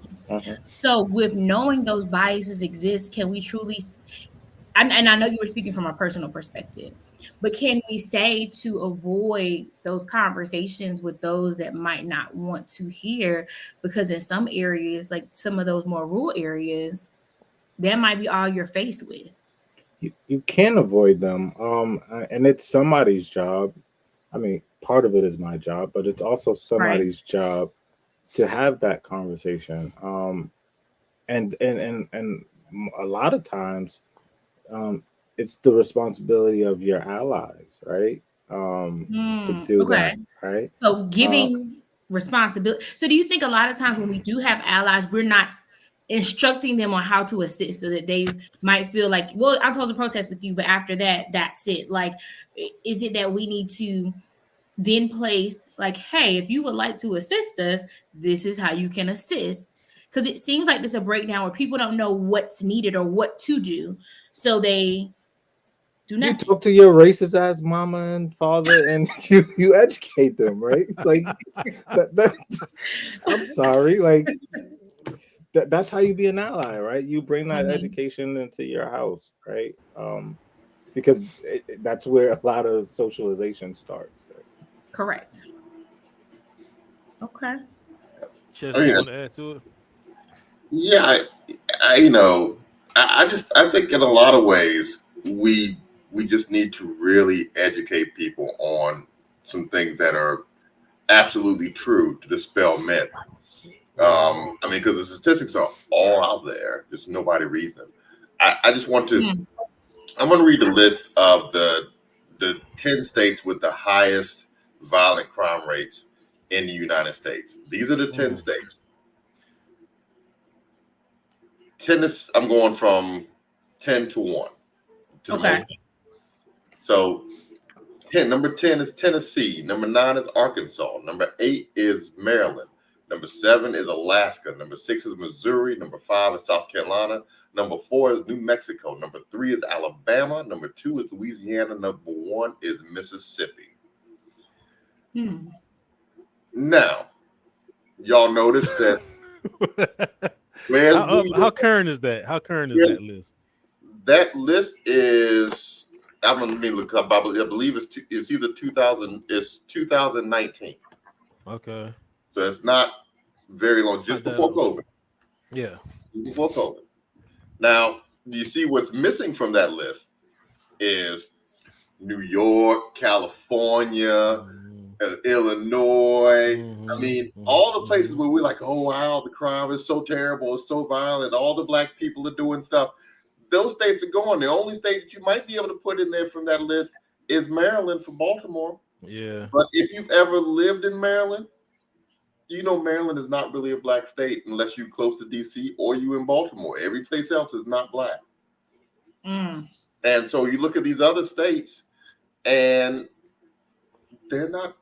Those crimes are not being committed by black people. I mean, black people are committing crimes, but the majority of those crimes are not being committed by black people. Okay. So here's the. I'm sorry, I just read what I wrote. I've been to Mississippi too. Tennessee too. I'm surprised Tennessee. Yeah. I was in Tennessee last week. I wasn't surprised. So I mean, you know, we have this notion that, you know, the crime is in these urban places, and the killings are with, you know, these young black men, and it's just not accurate.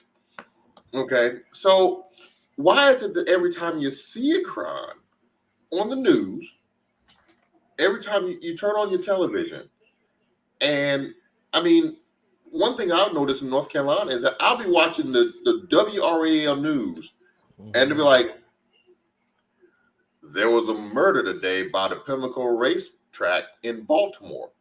It's just Raleigh. Why are we talking about that? There's stuff that happened in Raleigh. You can be talking about that. We will go states to find the right black person who committed the right crime, so we can get somebody. So we get the right people on TV saying, "Oh, it's so bad. Oh, it's terrible. And they's just killing each other. I don't know what to do. I don't know what my child is right now. Blah blah blah blah blah." But when you look at the reality, everybody's dealing with the same thing. The difference is that when it comes to the enforcement aspect from a criminal justice standpoint, we bear the brunt of it.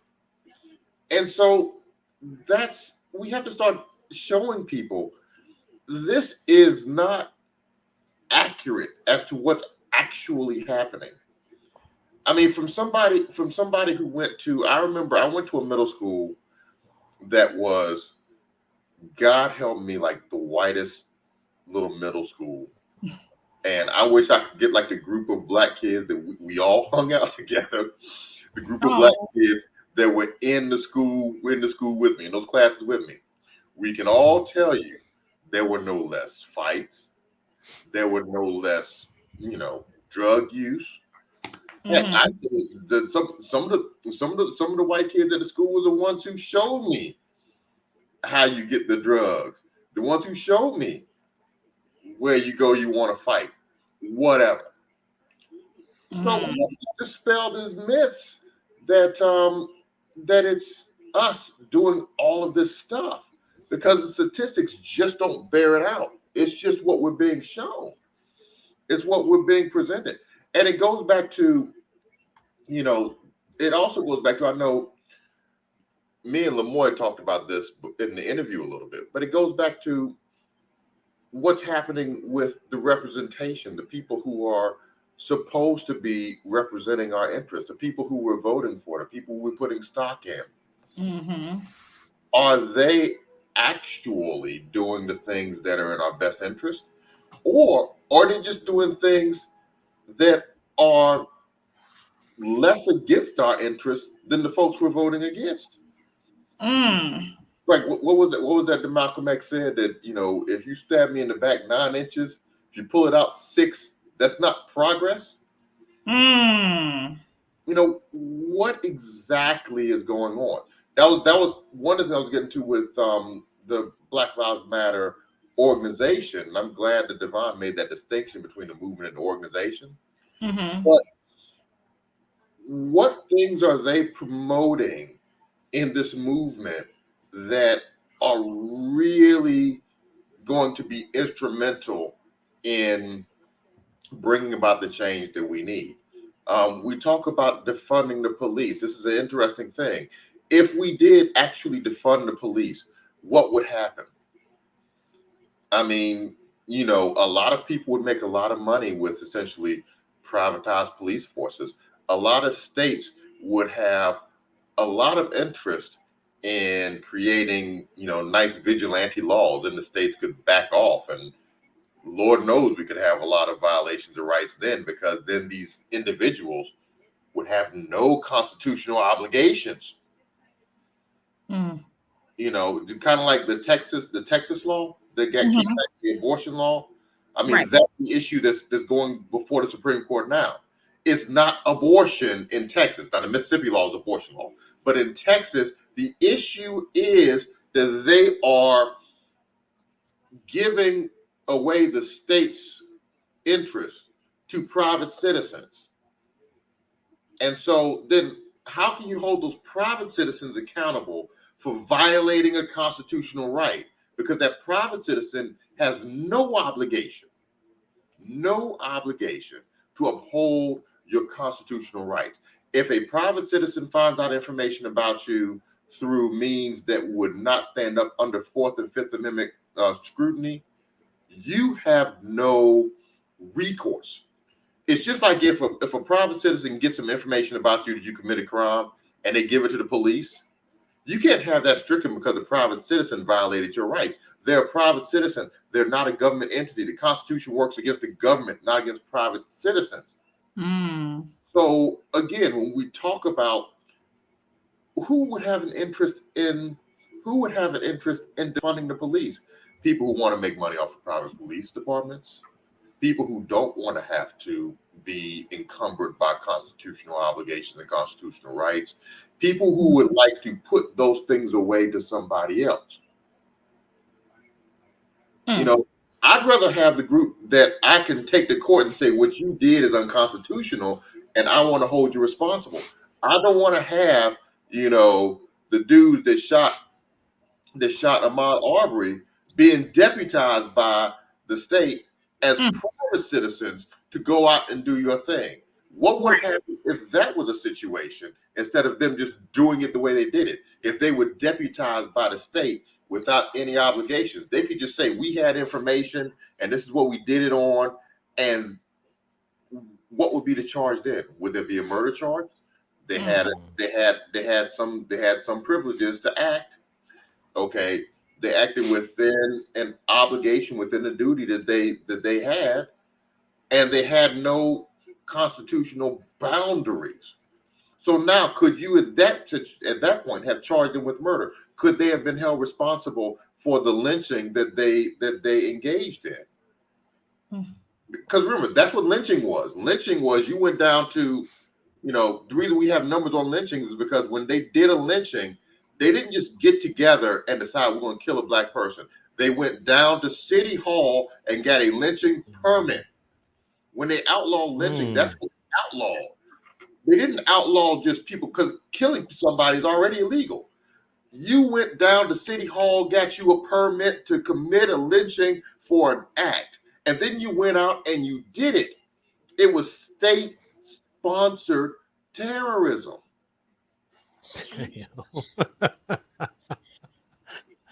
That I never heard of. That's interesting.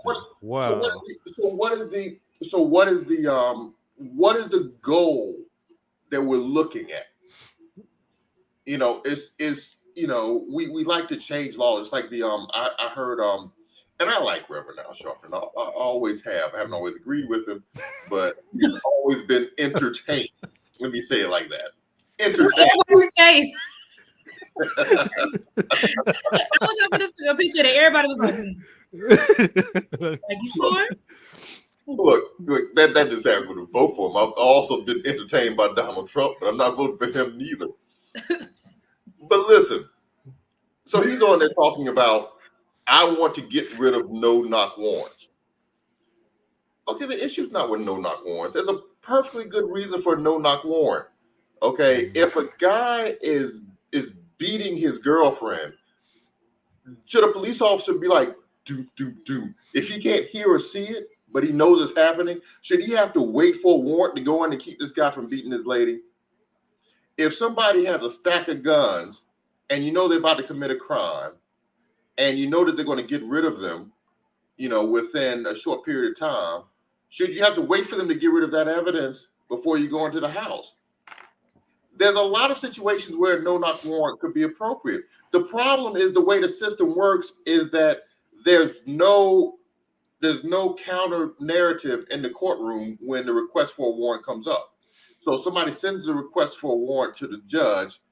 There's nobody to say, wait a minute, I want to take a second look at this. So the judge gets it. There's a prosecutor standing there saying, yeah, this is perfectly accurate. And then at best, there's kind of like an attorney in chambers or something for the other side who just like, oh, no, looks accurate. And then judge just goes, okay, stamp. This is done. The way it works is there's no real counterbalance to the request for a warrant. So the reason that bad knock warrants and bad warrants in general get issued, whether it's no knock warrants or whether it's just a warrant in general, the reason they get issued is because there's no counterbalance when the judge gets it. He just takes the word of whatever's on that warrant and goes, bam, that's it. And if you've ever seen when judges are granting warrants, they have a stack of them. They're not going through each one and going through the facts meticulously and saying, this doesn't make sense, this doesn't make sense. They're going, sign, I want to get this done because I got stuff to do. At the end of the day, I got to pick up my child at 3:45 from school. I got a golf buddy I'm going to meet at 4:45. These are done. That's the way that they're done. So are we going to keep having conversations about changing laws? You know, or we're going to say we're going to hold people responsible? They did the same thing when they did the same thing in Florida when they were talking about the stand your ground laws. Okay, the stand your ground law in and of itself is not a bad law. What's bad is a justice system that allows for, you know, a white man who's clearly guilty of murder to use stand your ground. And in the Martin case, that he didn't use stand his ground, he used self-defense. It was a little bit different. But it's the same thing. You allow a white man to stand his ground when he clearly murdered someone, but then you put a black woman who was clearly standing her ground in jail. Okay, that's the problem in that situation. Hold some people accountable for doing the wrong thing versus just saying we're going to change this law. Because you know the reason that they made that law? So that the black person getting lynched didn't have to run. Because that's the alternative, is a duty to flee. Do you really think that that's appropriate if somebody's chasing you in a truck, that you have to outrun a truck to save your life, that you can't stand your ground and turn around and defend yourself? But we have these kind of weird conversations. Let's get rid of this law. I know this law was originally made to protect yourself, but they're misadministering it. So instead of saying administer it right or be held accountable, you know, we say, oh, we're going to change the law. Why don't you change the law where you say that a person can sue a judge for making a stupid decision? Because right now you can't sue a judge, period, anywhere in this country. You know, a judge makes a terrible decision, puts somebody in jail for 50 years when they knew that the person was probably innocent, and you can't do a thing. You got to find somebody else to sue. Why don't we put that judge in jail? But you can't do that. That's powerful. That's powerful. Wow. Because that's why it's systemic, right? Right. That's why people in power hold positions of power, right? It's made and designed so that why would I hold myself accountable if I participate in this flawed system, right? Right. That doesn't make sense. That's like me going up to Leroy and be like, "Yo, I just sold a brick of coke, right? Lock me up." Or like I was with my man when he committed a crime. Like I'm not gonna do that. Right.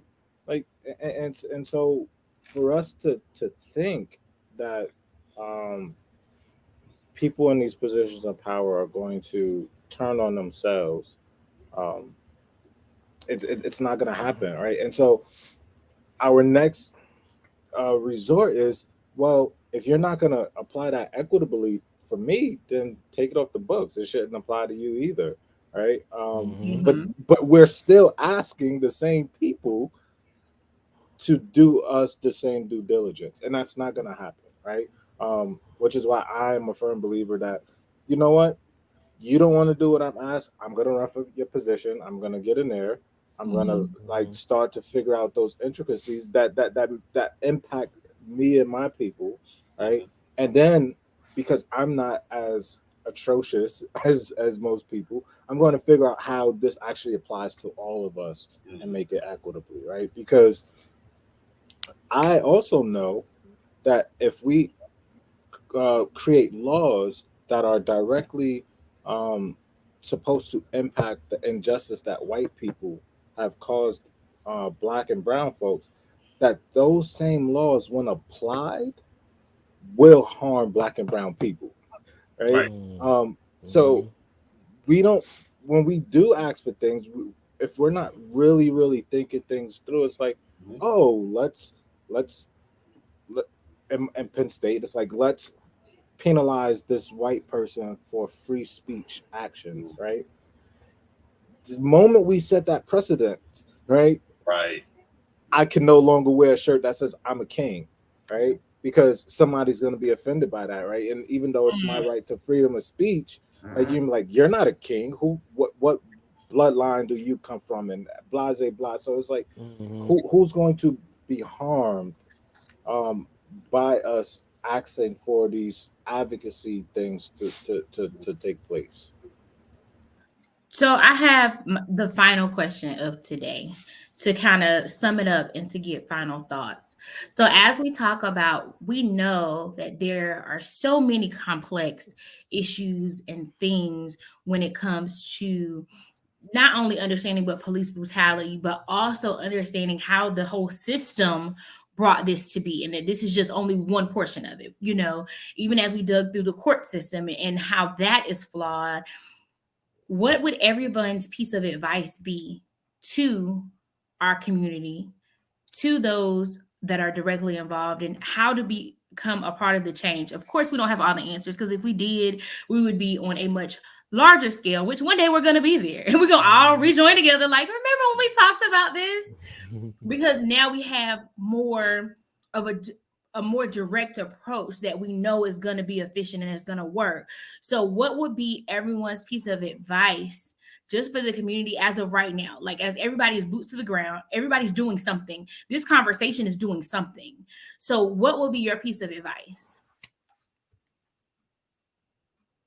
Starting, let's start with Lamoy. Go ahead, Lamoy. I mean, so rephrase it for me one more time so I What can would be your make piece of sure I advice for answer our directly. community when we're dealing with police Mm-hmm. brutality and we're dealing with this whole systematic racism and trying to break it or trying to free ourselves from it? What would be your thoughts, your piece of inspiration for them, or some way to look Yeah. at it that might help Okay. I got ease you. or give them direction? I got you. Um, you remember we had a conversation earlier this week about me just self-discovery, right? I think Hmm. education is always important. Education is always important. I feel like whether it's just about information or whether you're pursuing something, the education aspect of it is always important. So I had a conversation with Free, and I'm going to use this as an example and put Okay. myself out there for a second, right? Um so my background, I had this conversation with Free about my background and how I was brought up and how I'm a statistic, poor upbringing, Mom had the second grade level of education. She's my background is Haitian and she's from the island, so all she know is work. She's worked all of her life, and she's what 67 now. She doesn't work. She's retired now, thank God. But she still wants to find something to do and get back to work. You know what I mean? That's all she knows. So her mentality is like you can't like she complains a lot about the job that I have. I drive trucks. She doesn't like it. Oh, you should go get you a forklift driving job somewhere. I'm like, forklift. You know what I mean? And that was stuff I've done years ago, right? But now I'm feeling like, okay, I'm elevating and I'm getting to here, but you still want me to be back there, And I just, getting exposure to new things and being educated on information as far as things that we question. There's nothing wrong with taking the time out. I think life has its way of keeping us distracted long enough, so Mm-hmm. we don't go back and look up the answers for the many questions that we have. And I was telling Free about this as far as me growing up because of my background and my mom's upbringing. I was also affected educationally, and even with the way that I speak at times, especially when I'm tired, I hear myself cutting words off really short. I have a slur. Have a southern accent, things like that. So those kind of things matter to me, not per se is in a way to try to keep and hold on to it, but to just notice it and get into a better position. And I was telling her that when I had a reflection this past week, and I said, I kind of try to figure out like what my childhood traumas were like, and I think I may be overcoming like reversing dyslexia, put it that way, right? And she was like, well, dyslexia, putting words backwards and whatever, whatever. I'm like, yeah. I said, when I was growing up, I had those issues growing up, you know, putting my letters in the wrong places and not being able to read very well. And, of course, when you can't read, it affects how you speak. And then it also affects how Mm-hmm. you write. So all of those things takes place. And I was telling her, I said, well, those are the things that I've been thinking about this past week about my upbringing. And I know that I share this because I know I'm not the only one. But I'm also sharing this Mm-hmm. because this is part of my journey and it's a part of my story. So you guys can see what I'm doing now and say, okay, well, hey, he don't have it figured out, but he's damn sure trying. You know what I mean? And he's Right. doing things. So but just going through those processes where I recognize the things that I've dealt with growing up are things that I feel like today, me being the person that I am today, if I want more and I have a passion for more and I'm seeing more people with more and it inspires me, then these are the things that I have to keep into consideration to try to pursue and get better in so I can elevate and grow myself. You know what I mean? So yeah, just yeah, go ahead. Somebody gonna say something? Mm-mm. Oh, okay, okay. I'm sorry. But no, there's just those self evaluations are important. Self evaluations are important. Constantly checking in with yourself, making sure mentally where you are in the current space, and are you okay with where you are? And if you're not, then there's a lot that we can do about that. So I leave you with that though. Okay. Chesley. Mm. I like that. And thank you for being vulnerable. People need that transparency because Yeah, everybody doesn't have the same background, but sometimes people don't understand how the littlest thing yeah, impacts your character, how you hmm, respond, your yeah, reality. And even when we're adults raising children, because we all have children, our hmm, experiences become a part of their experiences. yeah, yeah. And in the Haitian community, we're considered first generation Haitians in the United States. So a lot of the traditions and a lot of the mentality that came from overseas, especially when you had people like Papa Duck, if you understand the history of Haiti and how he kept Haiti in such a deprived state for so long, a lot of that mentality is here in the United States. And a lot of us, like people my age that are Haitians, we've adopted those thought processes. And because of that, a lot of our views are the same, but a lot of Mhm. people are waking up at the same time. So we're in a good space. We're in a good space. So yeah. Okay. Chesley. All right. So Yeah, so I'm having a tough task following that. That was good. I'm sorry. It's a, no, you no, know. no, no, no, no. I'm glad. I'm glad you shared because a lot of people need to hear that. Yeah. Uh, if we're talking about advice, I think we need to reevaluate how we wield power in this country. Mm. Um, one of the things that I've been, actually, I think this is the first thing that when we met that we talked about Mhm. was people who vote, because I think Mhm. that there was a topic that it came up. There was some topic that was at We that talked about. time was Mhm. a big thing, and it's always been a big thing in our community in particular about the right to vote, which is important, the duty to vote, and the power of the vote. And so there's always been this thing that every election people have to run to the polls and vote every time, pick a Mm-hmm. candidate and vote for them. And from time to time, I've thought to myself, is a vote there to be utilized just by checking the box for a candidate, or are there other ways to utilize a vote? Mhm. Um, are, are there ways to utilize a vote by not voting for a candidate? Are there Mm. ways to demand for candidates to earn that vote?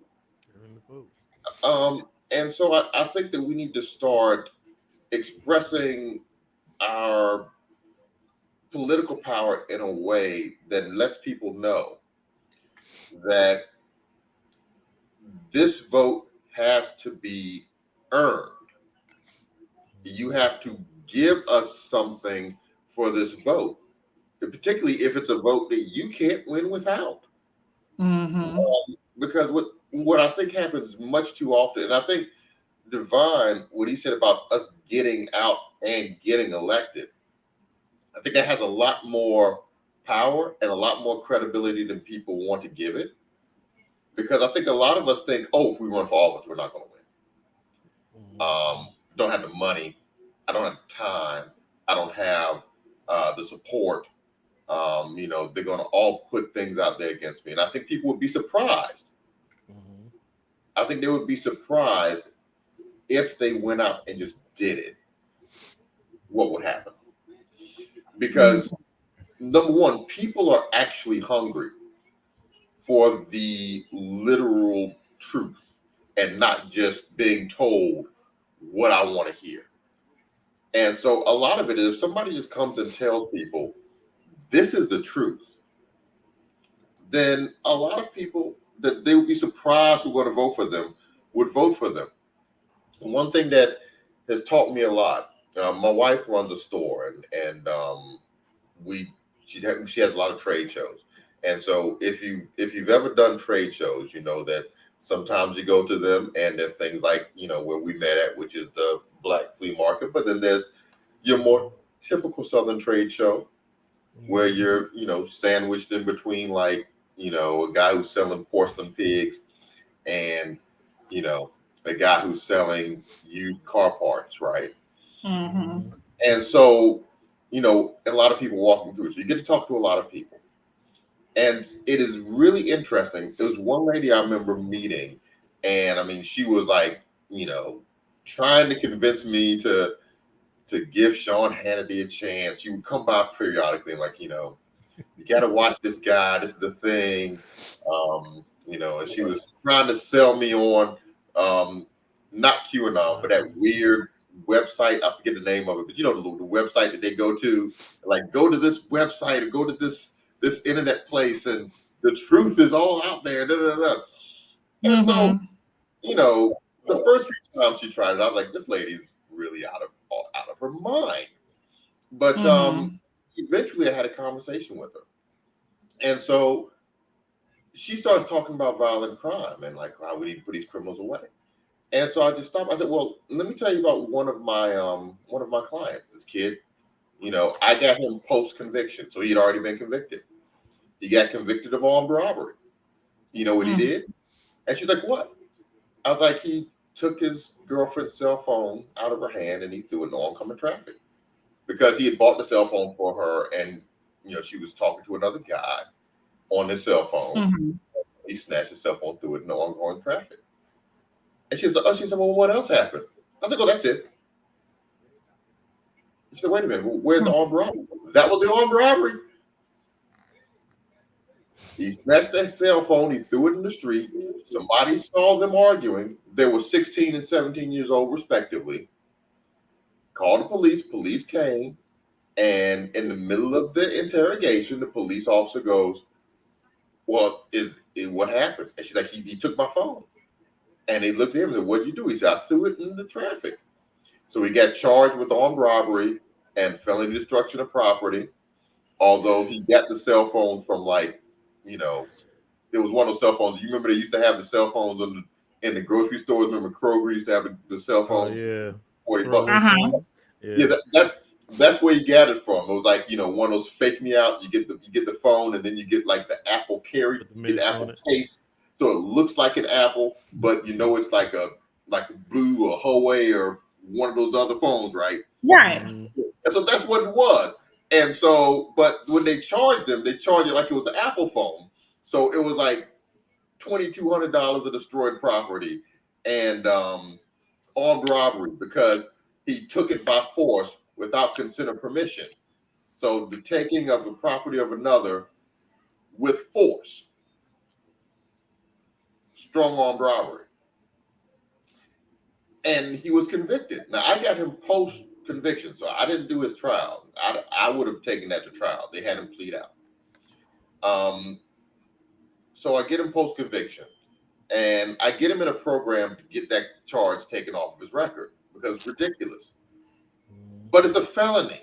So because he was already convicted, he could get the felony taken off his record, but not the points.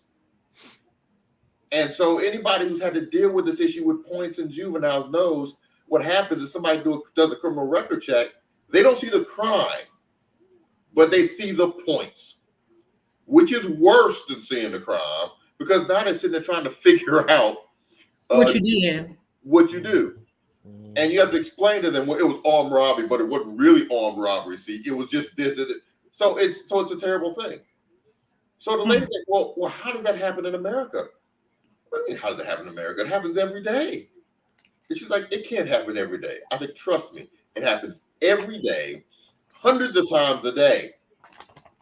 A lot of your violent convictions, a lot of she didn't know that your assault on police officers weren't assault on police officers. She didn't know that a felony assault didn't necessarily what you would think of as a felony assault. A schoolyard fight, a little kid gets a bloody nose, they get charged, the other one gets charged with a felony assault. So when people start to learn those facts, then they start to rethink some of the short-sighted ways of how they look at things. And although you're not going to get to everybody, you're going to convince enough people with the people who are already there with you that you're going to have a reasonable chance of winning. And even if you don't, you're going to convince enough people who are running for office that they have to be concerned about those things. And so my thing is, understand that we do have a lot. 13% of the population is a lot of people. Take away 13% of the votes, especially where it's concentrated, and the people who are winning now don't win. And it may be a short-term loss, but it may be a long-term victory because those people understand we got to have those votes to win. And if we want to win, we have to do things for this 13% of the population. And so, my advice would be we have to figure out how we're going to wield power with what we have. And if we can figure out that, we can put ourselves in the conversation in a way that they need us to attain their objectives. And if they need us to obtain their objectives, then we get to say, we want in on whatever you're getting, because you obviously want something important. So you're not getting it unless we're getting it too. And we've got to get to that. We have to get to that. That's all I got. Okay, Devon. That's good. Thank you for that, Chesley, because that's exactly That's good. case, right? we have a voice, we have power. Mm-hmm. You couldn't have told me that as a formerly incarcerated person that I would become an elected official. Like you could. I would have never believed that. But I also we have to be at these tables. We have to be leading these tables. And if Mhm. we are not being afforded the chance to be at these tables, we have to learn to build our own Mhm. tables. Um, Education is important. The notion that it's not cool to get an education is played out. Yeah. That's the 80s and 90s. We need to take that out of our mentality, um, because it's going to hurt us in the long run. Mm-hmm. Mhm. It's okay to hunt. It's okay to legally own weapons, right? When you are of age, it is okay to be self sufficient Mhm. and not depend on someone. It is okay not to work for people who treat you like crap. It is Mhm. okay to have boundaries. Mhm. Mm-hmm. My advice, if I were to give any, because I by far am only an expert of my life, um, would be set your boundaries, know your Mhm. power, and execute, and never, ever take no for an answer. People have consistently told me what I cannot do. And every time someone has told me what I could not do, I've shown them how well I can do it. Be blessed, beloved. Oh, that's awesome. I done gave some good old, some deep rooted inspiration so that people Yeah. can really learn and take something from this conversation and build. And mine is very short, guys. For once, we're gonna be short winded. Okay. I'm a poet, so I'm gonna quote a poet, James Baldwin. Two major things he said: we can disagree and still love each other unless your agreement is rooted in my oppression and the denial of my humanity and right to exist. So we can dictate who we choose to talk to and who we don't. And we have Mm. to understand that we have to be this change. And as we've talked about the power exchange, that it's the power that these people have. So we have to be comfortable with going into politics. We have to be comfortable Mhm. with being at that table and not thinking that we're less than or that we don't deserve to be there. Like I was brought up middle class. I didn't have a hard life by any means. I'll never tell you I did. um my dad was from the hood in Baltimore. He was like, I can't raise you like that. And then he was like, I ain't have no street smarts anyway. But he was just like, you so smart, baby, but you ain't got it. You gonna be too nice. But in all of that, he was very specific on always telling me, like, no, if you want something, go get it. But the thing I think that it took a backseat to him and my mom always were like they were liberals. Like, whoever is doing the best is what we're gonna go with. But I really didn't see the in-depth of them. I saw my dad kind of looking up and researching candidates, but I never really attuned my ear to it to Mhm. really do the work that I needed to like when I looked it up, like to become a council person, it's not necessarily a horrific process, but it's one that most of us look at and we're like, I don't want to be no council person. I don't want to live under a spotlight or this or that. But like, how many times have we just got ourselves involved where we just know so much more to even educate our circle? Like, you think this? Well, that's just what they're saying on TV. Don't just take somebody else's word for it. Like, let's stop the process of them hiding stuff in books and us not reading them. Like, we have to, Mm. but we also have to limit our social media intake because we become flooded with so much information we don't want to research. And that's me personally. Like, I took a social media purge. By the first time we did an interview, then I hopped back on, and I was just like, yeah, I feel so drained. And it's literally because you're being consumed with so much more information, and some of it you don't need. So I say all that to say the second thing that Baldwin said is that, haha, I'm gonna put it on the screen. It is certain. It disappeared. Hold on. It is certain in any case that ignorance allied with power is the most ferocious enemy Ferocious. justice can have. So we have to do something about that power and taking, like you said, our 13% of the population and making it understand you have to, that nothing can move without us. We already know the power of our dollars. So if we really, really get that mindset and really just stop saying, oh, this person is so woke, or that this person, they just want to be this way. No, we have to bridge the gap, come together and figure it out for the sake of, for us to live and our kids to understand and to not just, give in or just take what somebody tells them. So that's my tidbit. Agree. We had an amazing this session today, y'all. This was a great bill as always. His part 2 was nice. I know Leroy had to skip out. He was currently at work and he wanted to make sure that he came to talk about the podcast. And Devon also said that we need every Black person at the table: lawyers, activists, police, politicians. We have to stop taking the back seat because it might take us 10 years in school. Okay. We have to be like, you know what? Even at 30, it's not too late to start. If we're in our 30s and then we look at it and think, well, I'm gonna at least probably live to a good 85. I got 40 years of change I can make. So, let's not just think that we're isolated and we're by ourselves, because we're not, and we can impact everybody. So that's my tidbit. Okay. Devon, shout out to Devon. He's graduating with his bachelor's in May and he's 39. So like he said, it's nothing you cannot do. Come on, King. So keep pushing, y'all. Like let's figure out how to work. Let's network together. Let's build. Let's not forget that Chesley has that guide of, kind of what to do when you are stopped by the police. If you're scared, if you don't know what to do, I mean, we've all been there. I'm probably one of the squarest people ever, but I be shook. Okay, I'm like, the lights came on. So let's just make sure that we're doing our due diligence. If you have anybody that's formerly been incarcerated that's in need of some assistance, Devon is the plug. Devon's gonna help them.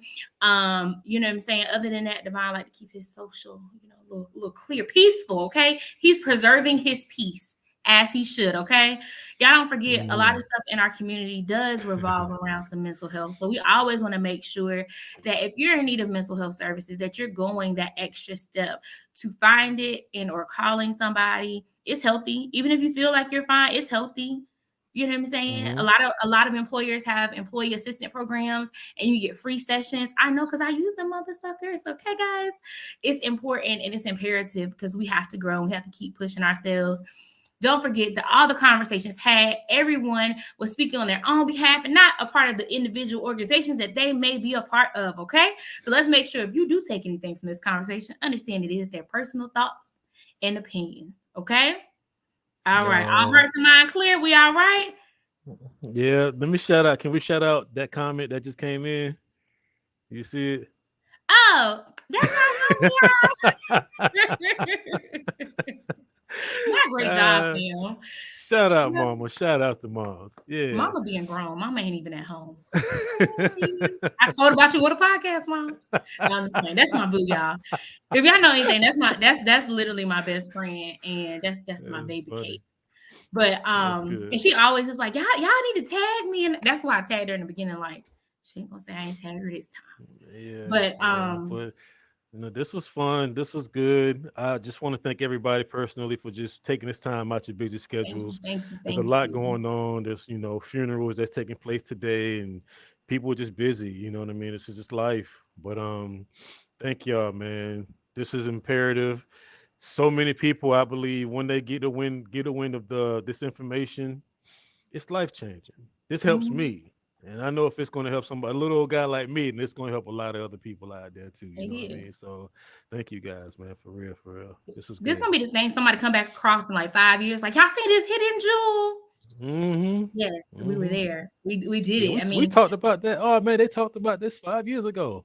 Right. Yeah. Let's revisit it. Let's see what progress we made. And that also holds us accountable for the words that we say as well. So Thank y'all. I appreciate y'all. Thanks for hanging out with your Kool Spot crew. I am Free the Poet.